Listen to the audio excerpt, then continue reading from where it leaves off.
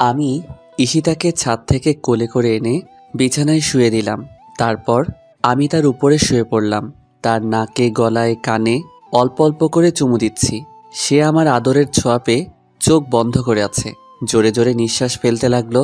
আমি যখন তার গোলাপি ঠোঁটজোড়া সাথে আমার ঠোঁটজোড়া মিলিয়ে ভালোবাসার পরশ দিচ্ছি, সে তার 2 হাত দিয়ে আমার মাথার চুল শক্ত করে খামচে ধরেছে। আমি যখন ঠোঁট ছেড়ে একটু নিচে নামতে যাব, তখন সে আমাকে ধাক্কা দিয়ে ফেলে দিল। তারপর আমার উপরে উঠে তার ঠোঁটজোড়া আমার ঠোঁটের কাছে এনে বলতে লাগলো, আমি একটা কথা বলতে চাই। বলো, কি কথা বলবে? আগে আমাকে কথা দিতে হবে, আমি যা বলবো তাই শুনবি। আচ্ছা ঠিক আছে, তুমি যা বলবে তাই শুনবো। আমাদের দুজনের তো এখনো পড়ালেখা শেষ হয় নাই। আমার আরো 1 বছর লাগবে, আর তোরও 2.5 বছর। তাই আমরা পড়ালেখা শেষ না করার আগে অন্য কিছু চিন্তা করব না। অন্য কিছু মানে? যা, আমি মুখে বলতে পারবো না। মুখে না বললে কিভাবে বুঝবো? আমি বেবির কথা বলছি। এ কথা বলে লজ্জায় মুখ লাল করে ফেলেছে। তুমি কি পাগল হয়েছ? পড়ালেখার সাথে বেবি কি সম্পর্ক? আমি এখনই বেবি নিতে চাই। তুই কিন্তু আমাকে কথা দিয়েছিস আমি যা বলবো তা শুনবি। তাছাড়া আমরা যদি এরকম প্ল্যান করি তাহলে আমাদের আর পড়াশোনা হবে না, নিজের পায়ে দাঁড়াতে পারবো না। আর আমার খালুজান মানে তোর আব্বু একটা ব্যবসা সামলাচ্ছে। তোর পড়াশোনা শেষ না হলে তোর আব্বুর সাথে ব্যবসায় সাহায্য করতে পারবি না। তাই আমরা এখন এরকম প্ল্যান করা ঠিক হবে না। তাহলে আমরা বিয়ে করেছি কেন? পড়ালেখা শেষ করে বিয়ে করতাম। এত কিছু জানি না, আমি যা বলছি তাই হবে। তার মানে এই 2 বছর তোমাকে আমি নিজের করে পাবো না? না। কি বলছো? তুমি পাগল পেয়েছো? বিয়ের পরে বউকে নিজের করে পাবো না, আদর করতে পারবো না, এ কথা বললেই হলো? মানি না আমি। তুমি আমার বিয়ে করা বউ, আমি যা বলবো তা শুনতে হবে। কি বলছিস তুই? আমাকে কথা দিয়েছিস আমি যা বলবো তাই শুনবি।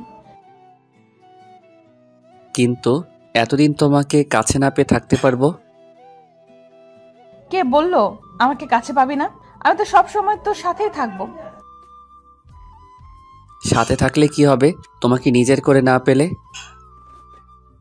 আরে পাগল, আমি তো সব সময় তোরই থাকবো। আর আমি তো আমাদের ভালোর জন্যই বলছি। আমার রাগ উঠে গেল। 2 বছর কিভাবে থাকবো? লাগবে না সব সময় তোমাকে আমার। আমি ধাক্কা দিয়ে উপর থেকে নামিয়ে বিছানার একপাশে শুয়ে পড়লাম। আমার বাবুটা দেখি খুব রাগ করেছে। দেখি বাবু, এদিকে আসো। এই কথা বলে আমাকে কাছে টেনে নিল। তারপর আমার 2 গালে কয়েকটা পাপ্পি দিয়ে আমাকে জড়িয়ে ধরল। আমি তার জড়িয়ে ধরার কোনো রেসপন্স দিচ্ছি না। কি হলো, জড়িয়ে ধরো আমাকে। জড়িয়ে ধরে কি হবে? আমি বলছি জড়িয়ে ধর, না হলে কিন্তু আমি রুম থেকে চলে যাব। কি আর করা, বাধ্য হয়ে মেনে নিতে হলো। তা না হলে শাকচুন্নির রুম থেকে বাহির হয়ে যাব। আর বাসরাতে বউ রুম থেকে বাহির হওয়া মানে একটা গন্ডগোল লাগা। আমি আর কিছু না বলে জড়িয়ে ধরলাম। সাথে সাথে আমার বুকে এসে শুয়ে পড়ল। আমি কপালে একটা চুমু দিয়ে তাকে শক্ত করে জড়িয়ে ধরলাম। সকালে কারোর চুলের পানি দিয়ে আমার ঘুম ভাঙল। তাকিয়ে দেখি আমার শাকচুন্নি কিছুক্ষণ আগে মনে হয় শাওয়ার নিয়েছে। পরনে আকাশি কালার একটা শাড়ি, চুলগুলো থেকে টপ টপ করে পানি পড়ছে। সে পানি মনে হয় আমার মুখে দিয়েছিল। সে তার রেশমি কালো চুলগুলো ঘাড়ের এক সাইডে করে তোয়ালে দিয়ে চুলগুলো মুছছে। তার উন্মুক্ত পিঠে পানির ফোঁটা জমে আছে। কোমরের এক সাইডে শাড়িটা উপরে তোলা, নাভিটা স্পষ্ট দেখা যাচ্ছে। হায় আল্লাহ, এভাবে যদি আমার সামনে থাকে তাহলে 1 বছর কেন, একদিন নিজেকে কন্ট্রোল রাখা আমার পক্ষে অসম্ভব হবে। আমি আস্তে আস্তে উঠে পিছন থেকে তার কোমরে হাত দিয়ে জড়িয়ে ধরলাম। সে একটু কেঁপে উঠল। এই কি করছিস? আমি আর কোনো কথা না বলে তাকে কোমর ধরে টেনে এনে খাটে আমার কোলে বসিয়ে দিলাম। সে ছাড় ছাড়ো বলে চিল্লাতে লাগলো। সে নিজেকে ছাড়িয়ে নেওয়ার চেষ্টা করছে না। দিব্যি আমার কোলে বসে আছে। আমি তার হাত থেকে তোয়ালেটা নিয়ে তার ভেজা চুলগুলো মুছতে লাগলাম। কি শুরু করে দিয়েছিস সকালবেলা? আমাকে নিচে যেতে হবে, সব মেহমানরা আছে, নাস্তা মাস্তা তৈরি করতে হবে না? চুপ, একদম চুপ। নতুন বউয়েরা প্রথম দিন কোনো কাজকর্ম করে না। কে বললো তোকে এ কথা? আর আমি নতুন বউ হয়েছি তো কি হয়েছে? এটা তো আমার খালামণির বাড়ি। চুপ করো, কোনো কাজকর্ম করতে হবে না, তুমি শুধু আমার কাজ করবা। আরে নতুন বউ সকালে নিচে না গেলে সবাই কি বলবে? কিচ্ছু বলবে না। আমি তার চুলগুলো মুছে তার গলায় কানে চুমু দিতে লাগলাম। সে শিহরিত হয়ে উঠল। কি করছিস? আমার কেমন জানি লাগছে। কেমন লাগছে বলো? না ছাড় বলছি আমাকে। জোরাজোরি শুরু করে দিল। ছাড়বো না, তার আগে পাপ্পি দাও। কেন? রাতে অনেকগুলো দিয়েছি, এখন আবার কেন? রাতে দিয়েছ তো কি হয়েছে? দিনে 20টা করে পাপ্পি দিতে হবে, তার একটা কম হলে আমারটা আমি আদায় করে নিব। যা, দিনে এতগুলো পাপ্পি দিতে পারবো না। দিতে পারবে না তো সমস্যা নাই, অন্য কারো কাছ থেকে নিয়ে নেব। কি? না কিছু না। অন্য কারো কাছ থেকে নিয়ে নিবে মানে? বললাম তো কিছু না। এ কথা যদি দ্বিতীয়বার কোনো সময় মুখে শুনি, তাহলে একটা বাড়ি দিয়ে মাথা ফাটিয়ে ফেলবো। হাই হাই, কি বলো? মাথা ফাটিয়ে ফেললে তো আমি মারা যাব, আর তুমি বিধবা হয়ে যাবে। বিধবা হলে হব, তারপরেও কোনো মেয়ের কথা যেন তোর মুখে না শুনি। আচ্ছা ঠিক আছে, শুনবা না, এখন পাপ্পি দাও। না, দিব না। আচ্ছা ঠিক আছে, না দিলে যাওগা, লাগবে না তোমার পাপ্পি। লুচ্চা ছেলে, চোখ বন্ধ কর। চোখ বন্ধ করব কেন? চোখ বন্ধ না করলে দেব না বলে দিলাম। আমি চোখ বন্ধ করলাম, সাথে সাথে আমার দুগালে কয়েকটা পাপ্পি দিয়ে দৌড়ে চলে গেল। আমি ওয়াশরুম থেকে ফ্রেশ হয়ে নিচে গেলাম। সাথে সাথে নানা ভাই আমাকে একটা সোফায় বসিয়ে দিল। তারপর নানান কথা জিজ্ঞাসা করতে শুরু করলো। আমি নানা ভাইয়ের কথা শুনে হাসতে হাসতে শেষ। বউকে কতক্ষণ আদর করেছি, বউকে মন ভরে আদর করেছে কিনা, কিছুদিন পরে খুশির সংবাদ পাবে কিনা, আরও নানান কথা। আমিও বানিয়ে বানিয়ে সব মিথ্যা কথা বলেছি। সকালের নাস্তা করে শাকচুনিকে নিয়ে শ্বশুরবাড়িতে রওনা দিলাম। হায়রে আপ্যায়ন, এতদিন ছিল খালার বাড়ি, এখন হলো শ্বশুর বাড়ি। দুটা অ্যাডজাস্ট হয়ে গিয়েছে। মনে হয় খাওয়াতে খাওয়াতে মেরে ফেলবে। এত আপ্যায়ন আর সম্মান দেখে তো মনে মনে ভাবলাম আরও বছরখানেক আগে বিয়ে করলাম না কেন। এক রাত শ্বশুরবাড়িতে থেকে আবার আমার শাকচুন্নিকে নিয়ে নিজের বাড়িতে আসলাম। তারপর থেকে চলতে লাগলো আমাদের দিন। শাকচুন্নি এত কাজ করতে পারে আমি কল্পনাও করতে পারিনি। আম্মুর কোনো কাজ করতে হয় না, সব কাজ শাকচুন্নি করে। সাথে আমার কাপড় ধোয়া, কাপড় ইস্ত্রি দেওয়া, যাবতীয় যা কাজ আছে বাড়ির সবই করে। এক সপ্তাহ পরে ভার্সিটিতে যাওয়া শুরু করলাম। একই সাথে ভার্সিটিতে রিক্সা করে যাওয়া, আবার ভার্সিটি শেষ করে একই সাথে রিক্সা দিয়ে আসা। আমার ক্লাস অবশ্যই তার ক্লাসের 1 ঘন্টা আগে শেষ হয়ে যায়, তবে ক্লাস 1 ঘন্টা পরে শেষ হয়, আর 1 ঘন্টা আমি তার জন্য অপেক্ষা করতে হয়। অপেক্ষা না করে যদি চলে যায় তাহলে আমার সাথে রাগ করে 3 দিন কথা বলবে না। আগে তো কথা না শুনলে থাপ্পড় মারত, কিন্তু বিয়ের পর থেকে আমাকে থাপ্পড় দেয় না। আমি কোনো কিছু বললে, আবার কোনো কিছু করলে রাগ করে অভিমান করে বসে থাকবে। রাতে সোফায় ঘুমাবে, আমাকে স্পর্শ করতেও দিবে না। তাই আমিও তার কথা মতো বাধ্য হয়ে চলি। প্রতিদিন রাতে আমাকে জড়িয়ে ধরে, আমার বুকে মাথা রেখে ছোট বাচ্চার মতো ঘুমাবে। আমিও তাকে ভালোবাসার স্পর্শে জড়িয়ে নেই। ভালোই চলতে লাগলো দিনকাল। আজকে 3 মাস হয়ে গেছে, এখনো তাকে নিজের করে পাইনি। রাতে 4 পাপ্পি, দিনের 4 পাপ্পি নিয়ে সন্তুষ্ট থাকতে হয়। আমি মাঝে মাঝে জোর খাটিয়ে তাকে একটু ভালোবাসা দেই। একদিন রাতে ল্যাপটপে এক বন্ধুর সাথে চ্যাট করতেছিলাম, হঠাৎ একটা ইমেইলে চোখে পড়ল। ইমেইলটা আসছে আজ থেকে 5 দিন আগে। অনেক দিন ধরে অনলাইনে থাকি না, তাই ইমেইলটা চোখে পড়েনি।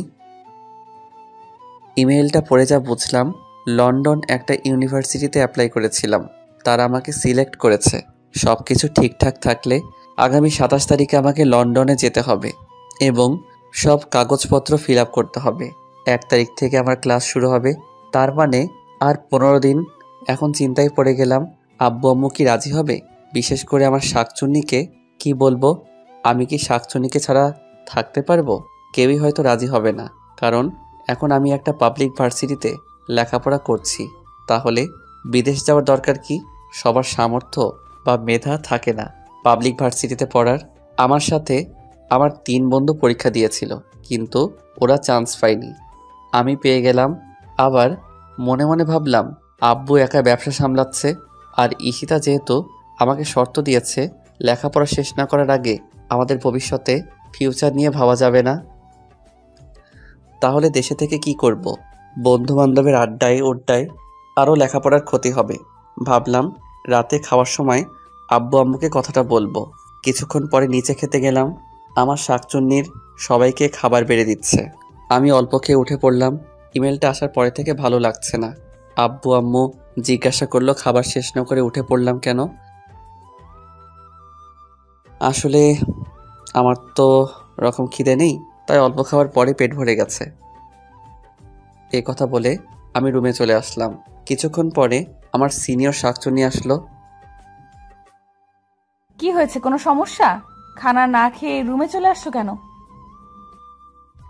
না এমনি, আব্বু আম্মুকে রুমে আছে। হ্যাঁ আছে, কেন? একটু কাজ আছে, আমি আব্বু আম্মুর সাথে একটু কথা বলে আসি। আমার শাকচুন্নি কৌতূহল হয় আমার পিছনে আসতে লাগলো। আম্মু বলতে লাগলো, কি হলো, কিছু বলবি? আসলে আম্মু, আব্বু একা ব্যবসা সামলাচ্ছে, একবার এখান থেকে ওখানে আবার ওখান থেকে এখানে এত দৌড়াদৌড়ি করছে। আমি তো আব্বুকে হেল্পও করতে পারছি না, তাই বাহিরে একটা ভার্সিটিতে অ্যাপ্লাই করেছিলাম। সব কিছু ঠিকঠাক থাকলে আগামী 27 তারিখে আমাকে যেতে বলল, আর 1 তারিখ থেকে ক্লাস। কি বলিস তুই? দেশের বাইরে গিয়ে লেখাপড়া করবি কেন? দেশের সবচেয়ে ভালো ভার্সিটিতে লেখাপড়া করছিস, এখানে লেখাপড়া শেষ করবি, দেশের বাইরে যাওয়ার কোনো দরকার নেই। আম্মু প্লিজ, আমার অনেক দিনের স্বপ্ন দেশের বাইরে কোনো একটা ইউনিভার্সিটিতে লেখাপড়া শেষ করব, তারপর আব্বুর সাথে ব্যবসায় জয়েন করব। তুই কেন বুঝিস না বাবা? তুই আমাদের একমাত্র ছেলে, তুই এত দূরে থাকবি, তাহলে আমরা কিভাবে থাকবো? আর বিশেষ করে ঈশিতা মেয়েটা এক মুহূর্তও তোকে ছাড়া থাকতে পারবে না। ঈশিতার কথা চিন্তা করো না, ওকে আমি বুঝিয়ে বলবো। এখন তোমরা বলো কি করতে। আচ্ছা ঠিক আছে, ঈশিতাকে যদি তুই বোঝাতে পারিস তাহলে যাবি, সমস্যা নেই। আমি আম্মুর রুম থেকে বাহির হতে যাব, দেখি শাকচুনি দরজায় দাঁড়িয়ে আছে। আমাকে দেখে মুখটা কালো করে রুমের দিকে যেতে লাগলো। আমি রুমে ঢুকে দেখি মুখ ফুলিয়ে খাটের এক সাইডে বসে আছে। আমি আস্তে আস্তে তার কাছে গেলাম এবং তার হাত দুটো ধরে বলতে লাগলাম, কি হয়েছে? এভাবে মুখ কালো করে চলে আসলে কেন? তুই লেখাপড়া শেষ করতে বাইরে যেতে হবে কেন? যে ভার্সিটিতে এখন পড়তেছিস সেখানে তো লেখাপড়া শেষ করা যায়। তাছাড়া আমি তো না দেখে থাকতে পারবো না। আরে তুমি তো বলেছ লেখাপড়া শেষ না করার আগে আমাদের ফিউচার নিয়ে না ভাবতে, আগে নিজের পায়ে দাঁড়াতে। তাছাড়া দেশে বন্ধু বান্ধবের আড্ডা উড্ডায় পড়ালেখায় ভালোভাবে মনও বসাতে পারি না। আর তোমাকে কে বলল তুমি আমাকে দেখতে পারবে না? আমি তো প্রতিদিন তোমার সাথে কথা বলবো, ভিডিও কলে তোমাকে দেখব। তারপরও আমি থাকতে পারবো না। দেখো তুমি সব বুঝো, যেহেতু আমরা এখন পড়ালেখা ছাড়া অন্য কোনো চিন্তা করছি না, তাহলে ভালোভাবে পড়ালেখাটাই শেষ করি। আর আমার অনেক দিনের স্বপ্ন বাহিরে কোনো ভার্সিটিতে পড়ালেখা শেষ করব। তুমি চাও না আমার স্বপ্ন পূরণ হোক? কিন্তু কিসের কিন্তু? ভয় করে। কিসের ভয়?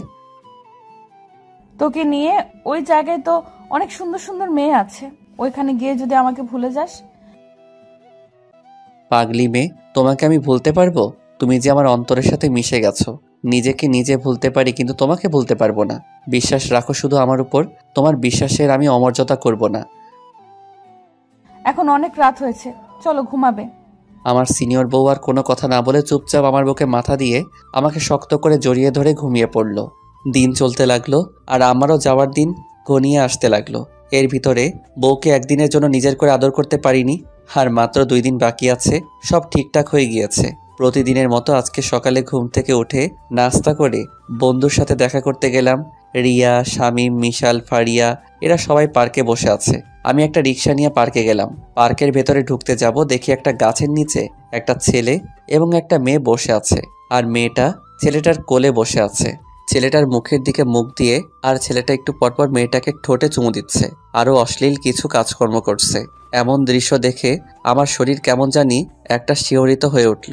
আমি রিয়া, স্বামী, বিশাল, ফারিয়া সবার সাথে পার্কে দেখা করলাম। ঘন্টাখানেক আড্ডা দিয়ে বাসার দিকে রওনা দিলাম। ওই ছেলে মেয়ের দৃশ্য এখনো চোখে ভাসছে। রুমের ভিতর প্রবেশ করে দেখি আমার সিনিয়র বউ বিছানা গোছাচ্ছে। আমি গিয়ে তাকে পেছন থেকে জড়িয়ে ধরলাম। সে একটু ভয় পেয়ে গেল। এই কি করছো? ছাড়ো বলছি, আমি কাজ করছি, দেখতে পাচ্ছ না? কোনো কাজ করতে হবে না, আর আজ তোমাকে ছাড়ার জন্য ধরিনি। এ কথা বলে তাকেও দেওয়ালের সাথে চেপে ধরলাম। সে যাওয়ার জন্য ছুটোছুটি শুরু করলো। আমি দুহাত দু সাইডে দিয়ে তাকে আটকে ধরলাম। তারপরও যাওয়ার জন্য জোর জবরদস্তি শুরু করলো। দিলাম এক ধমক। কি হয়েছে তোমার? এরকম ছোটাছুটি করছো কেন? আমার ধমক শুনে একটু চুপ মেরে গেল। আমি আস্তে আস্তে তার ঠোঁটের দিকে আমার ঠোঁট নিতে লাগলাম। সে চোখ বন্ধ করে ফেলেছে। তার নিঃশ্বাস আর আমার নিঃশ্বাস খুব কাছাকাছি। তার ঠোঁট জোড়াগুলো আরেকটা সুখের ছোঁয়া পেতে কাঁপতে লাগলো। সে চোখ বন্ধ করে তার গোলাপি ঠোঁট জোড়া ফেভিকলের আঠার মতো একসাথে লাগিয়ে আছে। অল্প অল্প কাঁপছে। আমি আস্তে আস্তে তার ঠোঁটের কাছে আমার ঠোঁট জোড়া নিয়ে আবার ফিরিয়ে আনলাম। আমার ঠোঁটের স্পর্শ বিলম্ব হতে দেখে তার চোখ আর ঠোঁট জোড়া খুলে আমার দিকে তাকালো। আমি সাথে সাথে তার খোলা ঠোঁটে আমার ঠোঁট ডুবিয়ে দিলাম। সে তার হাত দিয়ে আমার চুল খামচে ধরেছে। আমি তাকে পাগলের মতো কিস এবং আদর করতে লাগলাম। আদর করার এক পর্যায়ে তার বুক থেকে আঁচলটা আমি ফেলে দিলাম। সে সাথে সাথে বলতে লাগলো, কি করছিস? আজ তোমাকে আমি আমার নিজের করে পেতে চাই। তুই কি পাগল হয়েছিস? তুই আমাকে কথা দিয়েছিস কিন্তু। হ্যাঁ, কথা দিয়েছি, কিন্তু আমি আজকে রাখতে পারবো না। আমার আর যাওয়ার 2 দিন বাকি আছে। এই 2 দিন আমি তোমাকে আমার করে পেতে চাই। এ কথা বলে তাকে আমি জোর করে আদর করতে লাগলাম। সে আমাকে জোরে একটা ধাক্কা মারলো। আমি তার ধাক্কা সামলাতে না পেরে ওয়ার্ড্রোবের সাথে বাড়ি খেলাম। সাথে সাথে কপালে ব্যথা অনুভব করলাম। কপালে হাত দিয়ে দেখি রক্ত অল্প একটু কেটে গেছে। আমার সিনিয়র বউ আমার কপালে রক্ত দেখে দৌড়ে আমার কাছে আসলো এবং আমার মাথা ধরে বলতে লাগলো, হায় আল্লাহ, এ আমি কি করলাম? সরি, আমি ইচ্ছে করে তোমাকে ধাক্কা মারিনি, প্লিজ, আমার ভুল হয়ে গেছে। সে দৌড়ে ডেটল এবং ব্যান্ডেজ নিয়ে আসলো। আমার মাথা ব্যান্ডেজ দিয়ে বাঁধতে যাবে, আমি এক ঝটকা দিয়ে তার হাত সরিয়ে ফেললাম এবং মাথায় হাত দিয়ে রাগ করে রুম থেকে বের হয়ে গেলাম। সে পিছন থেকে কান্না করতে লাগলো আর বলতে লাগলো, কোথায় যাচ্ছিস? আমার ভুল হয়ে গেছে। আমি তার কোনো কথা শুনলাম না। বাইরে বের হয়ে একটা ফার্মেসিতে গিয়ে মাথাটা ব্যান্ডেজ করে নিলাম। তারপর দুজন বন্ধুকে ফোন করে এনে দোকানে বসে আড্ডা শুরু করলাম। দুপুরে লাঞ্চ টাইম পেরিয়ে গেছে, আমি এখন অবধি বাসায় যাই নাই। বন্ধুরা কিছুক্ষণ আড্ডা দিয়ে চলে গেল। আমি দোকানে বসে আছি। বিকাল 4টা বাজে। হঠাৎ করে মোবাইলটা পকেট থেকে বের করলাম। সাথে সাথে স্ক্রিনের দিকে তাকিয়ে দেখি, হায় হায় সর্বনাশ, 102টা ফোন, 5টা আম্মুর আর বাকিগুলো ঈশিতার। 2 মিনিট পরে আবার ফোনটা বাজতে লাগলো। আম্মু ফোন দিয়েছে। আমি ফোনটা রিসিভ করলাম। হ্যালো। কোথায় তুই? তাড়াতাড়ি বাসায় আয়। কেন, কি হয়েছে? তুই সারাদিন বাসার বাইরে, আর ওইদিকে ঈশিতা কখন থেকে রুমের দরজা বন্ধ করে কান্না করছে।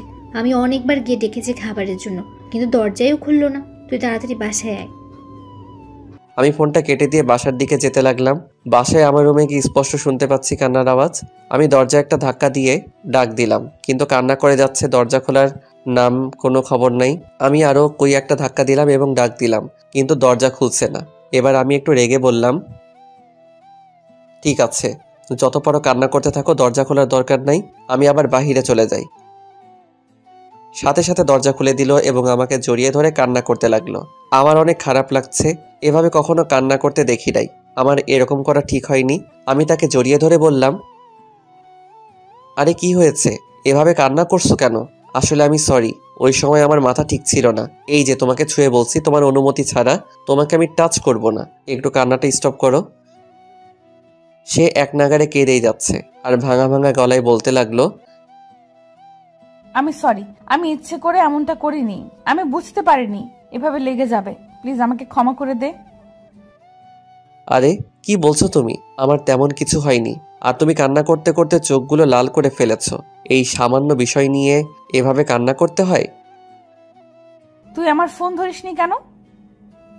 আমার ফোন ভাইব্রেশন লাগানো ছিল, তাই ধরতে পারিনি। তুমি খেয়েছো? তোকে ছাড়া খেয়েছি কখনো? তুমি না খেয়ে এভাবে কান্না করছো, কেমনটা লাগে বলো তো? চলো খাবে। এ কথা বলে আমি তাকে কোলে তুলে নিলাম। সে তার হাত দিয়ে আমার গলা জড়িয়ে ধরলো আর বলতে লাগলো, কি করছিস? খালামণি দেখবে তো। আম্মু দেখলে দেখুক, আমার বউকে আমি কোলে নিব। কার কি? আমি ঈশিতাকে কোলে নিয়ে সিঁড়ি দিয়ে নিচতলায় নামছি। এমন সময় আম্মু হুট করে কোথায় থেকে যেন এসে পড়ল। আমার সিনিয়র বউ আম্মুকে দেখে আমার কোল থেকে নামার জন্য ছটফট করতে শুরু করলো। আমি একটু রাগী লুক নিয়ে তার চোখের দিকে তাকালাম। সে সাথে সাথে চুপটি মেরে গেল। আম্মু বলতে লাগলো, কি হয়েছে ঈশিতার? এতক্ষণ রুমে বসে কান্না করছিল, এখন তুই কোলে নিয়ে নিচে নামছিস, কোনো সমস্যা হয়েছে নাকি?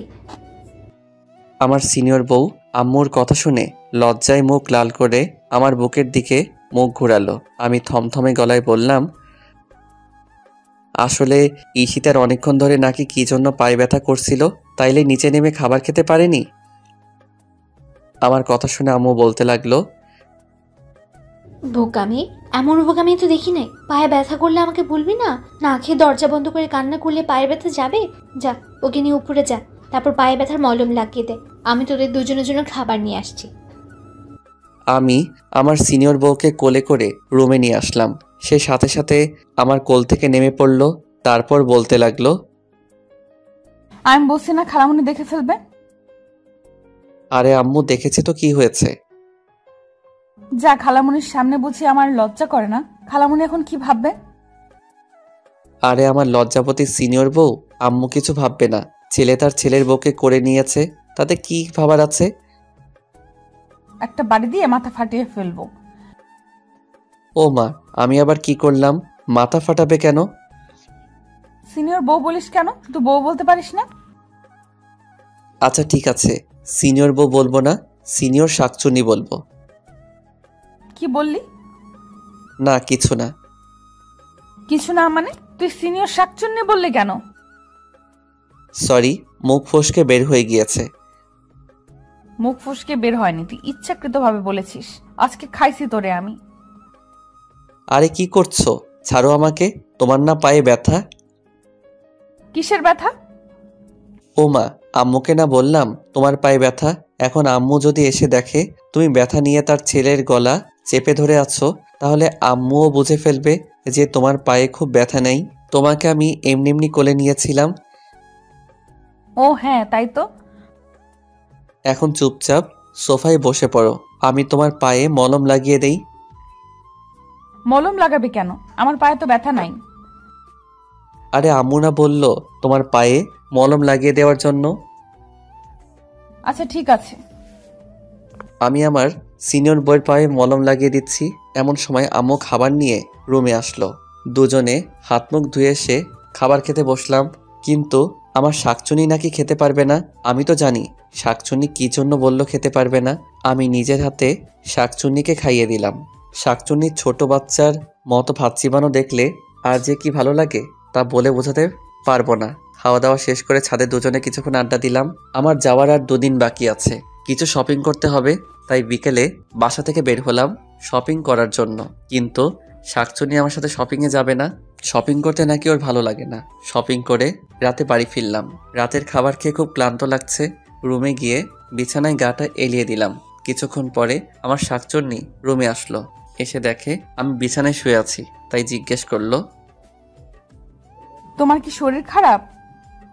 আমি মাথা ঝাঁকিয়ে দিয়ে না বললাম। আমার মাথা ঝাঁকি দেখে রেগে বলল, মুখে কি কোনো কিছু ঢুকছে নাকি ইঁদুর বিড়াল টিড়াল? মুখে কথা বোঝা যায় না। আমি তার কথার কোনো উত্তরই দিলাম না। বালিশের নিচ থেকে মোবাইলটা বের করে টিপতে লাগলাম। সে রাগ করে আমার পাশেই শুয়ে পড়ল। আমি মোবাইল টিপছি আর চোখে তার দিকে তাকাচ্ছি। সে এপাশ ওপাশ করছে, কি যেন বলবে মনে হয়, কিন্তু আমার অবস্থা দেখে রাগে কিছু বলতে পারছে না। আমি দিব্যি মোবাইল টিপেই যাচ্ছি। সে অনেকক্ষণ নড়াচড়া করে, আমার কাছে ঘেঁষতে লাগলো। তারপর আমি এক নাগাড়ে মোবাইল টিপেই যাচ্ছি। সে এবার আর চুপ থাকতে পারিনি, বলতে শুরু করলো, কি আছে মোবাইলে? এইভাবে মোবাইল টিপছো? ওখানে গিয়ে যদি এইভাবে মোবাইল টিপো তাহলে লেখাপড়া তো কারে উঠবে? আমি তার কোনো কথা জবাব দিচ্ছি না। সে এবার আমার বুকে চলে আসলো এবং আমার হাত থেকে মোবাইলটা ছো মেরে নিয়ে নিল। কি করছো? আমার উপরে আসলা কেন? উপরে আসলাম মানে? দুপুরে আমি তোমাকে কথা দিয়েছি, তোমার অনুমতি ছাড়া তোমাকে টাচ করব না।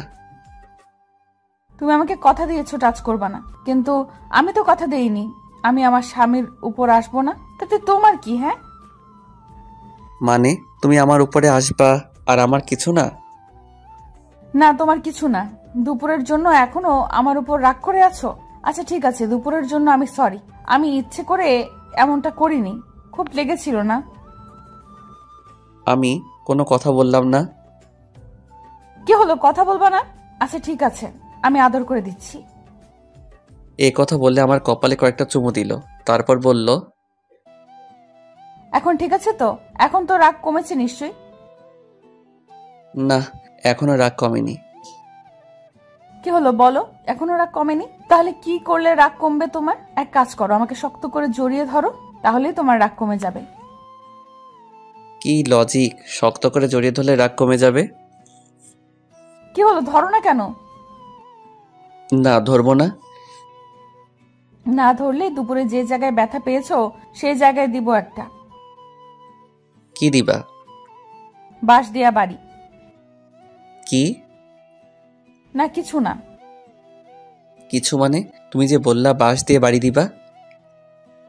না বাবু, আমি বাঁশ দিয়া বাড়ির কথা বলি নাই, আমি চুমুর কথা বলছি। এই যে আরেকটা চুমু দিচ্ছি, এবার তো জড়িয়ে ধরো প্লিজ।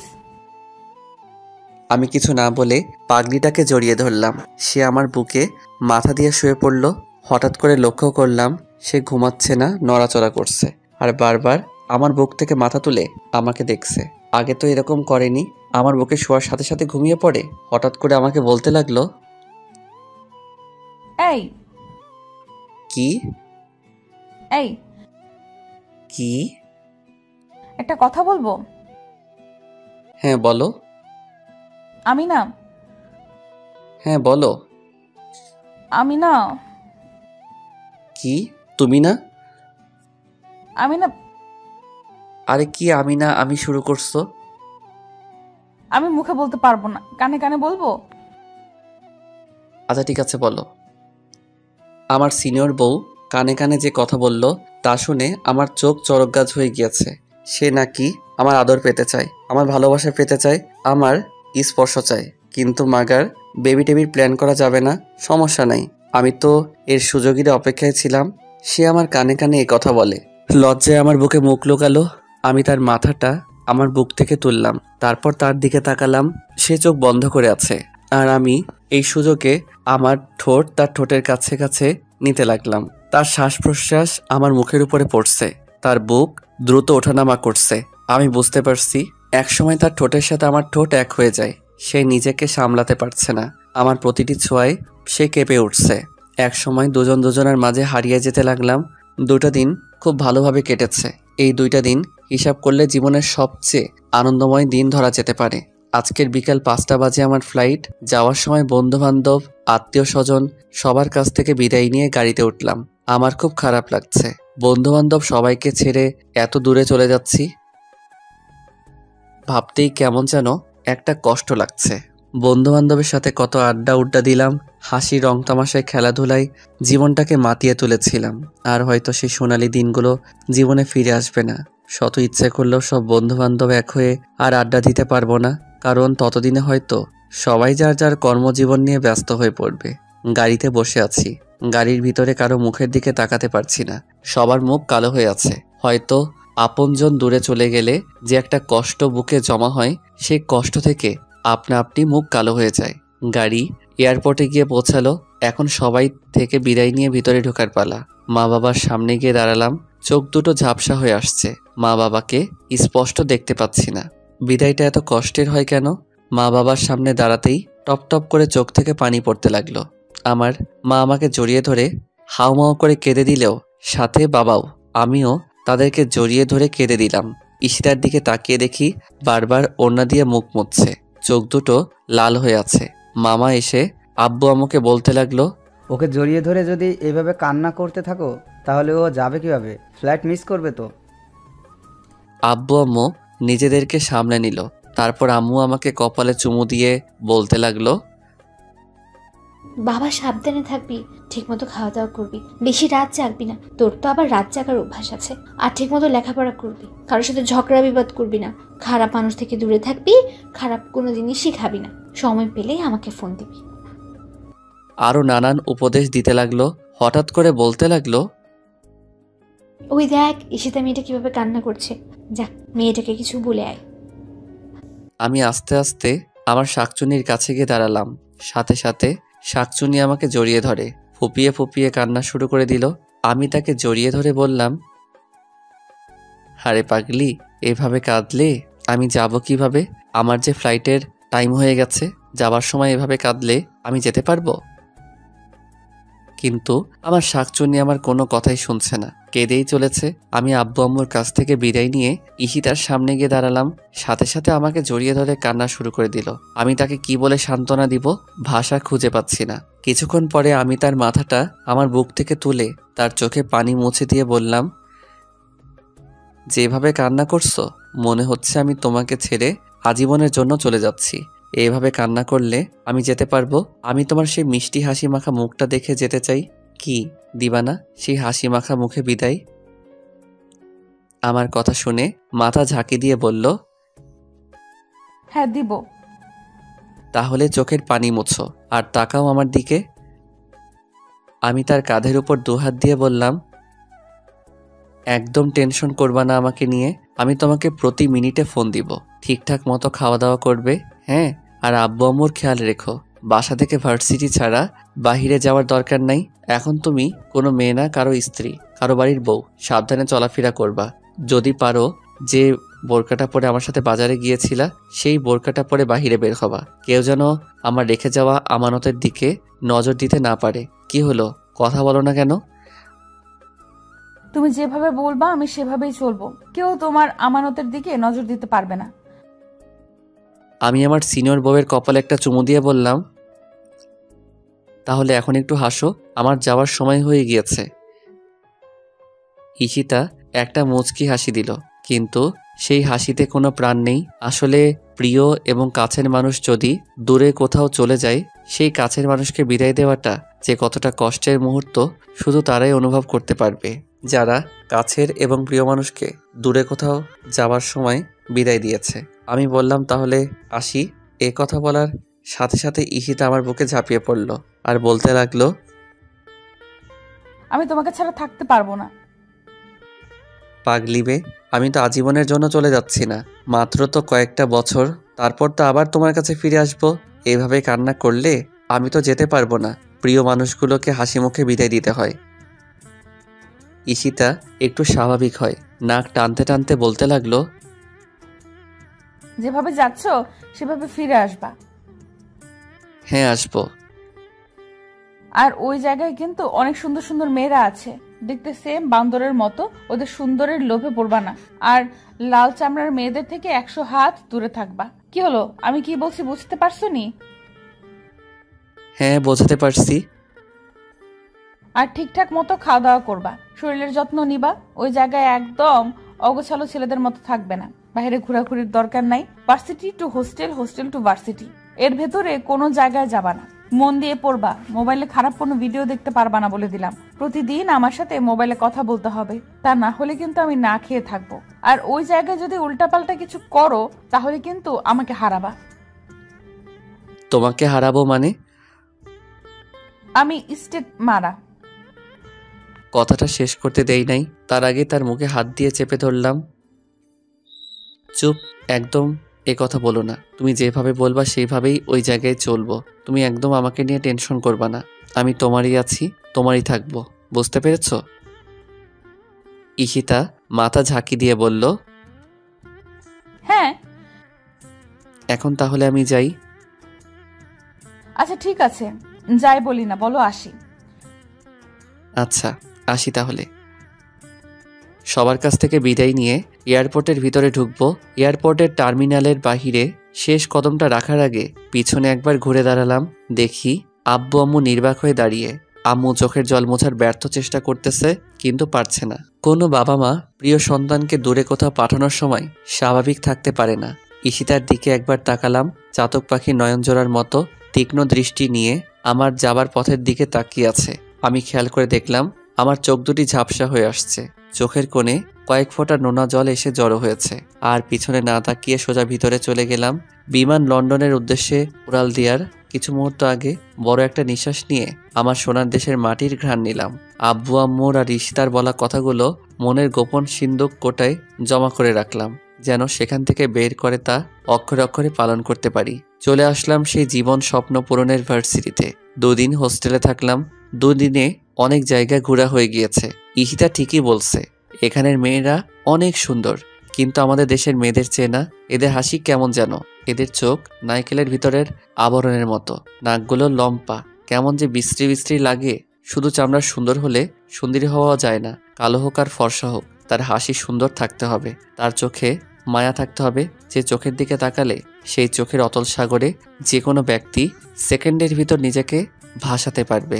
কণ্ঠস্বর খুব মিশ্রণ হতে হবে। এগুলো যার মধ্যে থাকবে, হোক সে কালো কুচকুচে, সে যে কোনো চামড়ার সুন্দরীকে হার মানাবে। আর এগুলো শুধু বাঙালি নারীদের মধ্যেই আছে। তারপর থেকে নিয়মিত ক্লাস করতে শুরু করলাম। নতুন পরিবেশে, নতুন জায়গা, নতুন ভার্সিটি।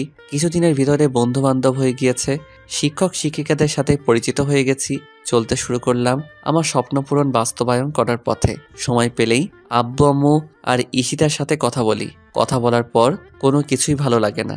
আব্বু আম্মু আর ঈশিতার চেহারা চোখের সামনে ভেসে ওঠে। খুব মিস করি বন্ধুদের আড্ডার মজা।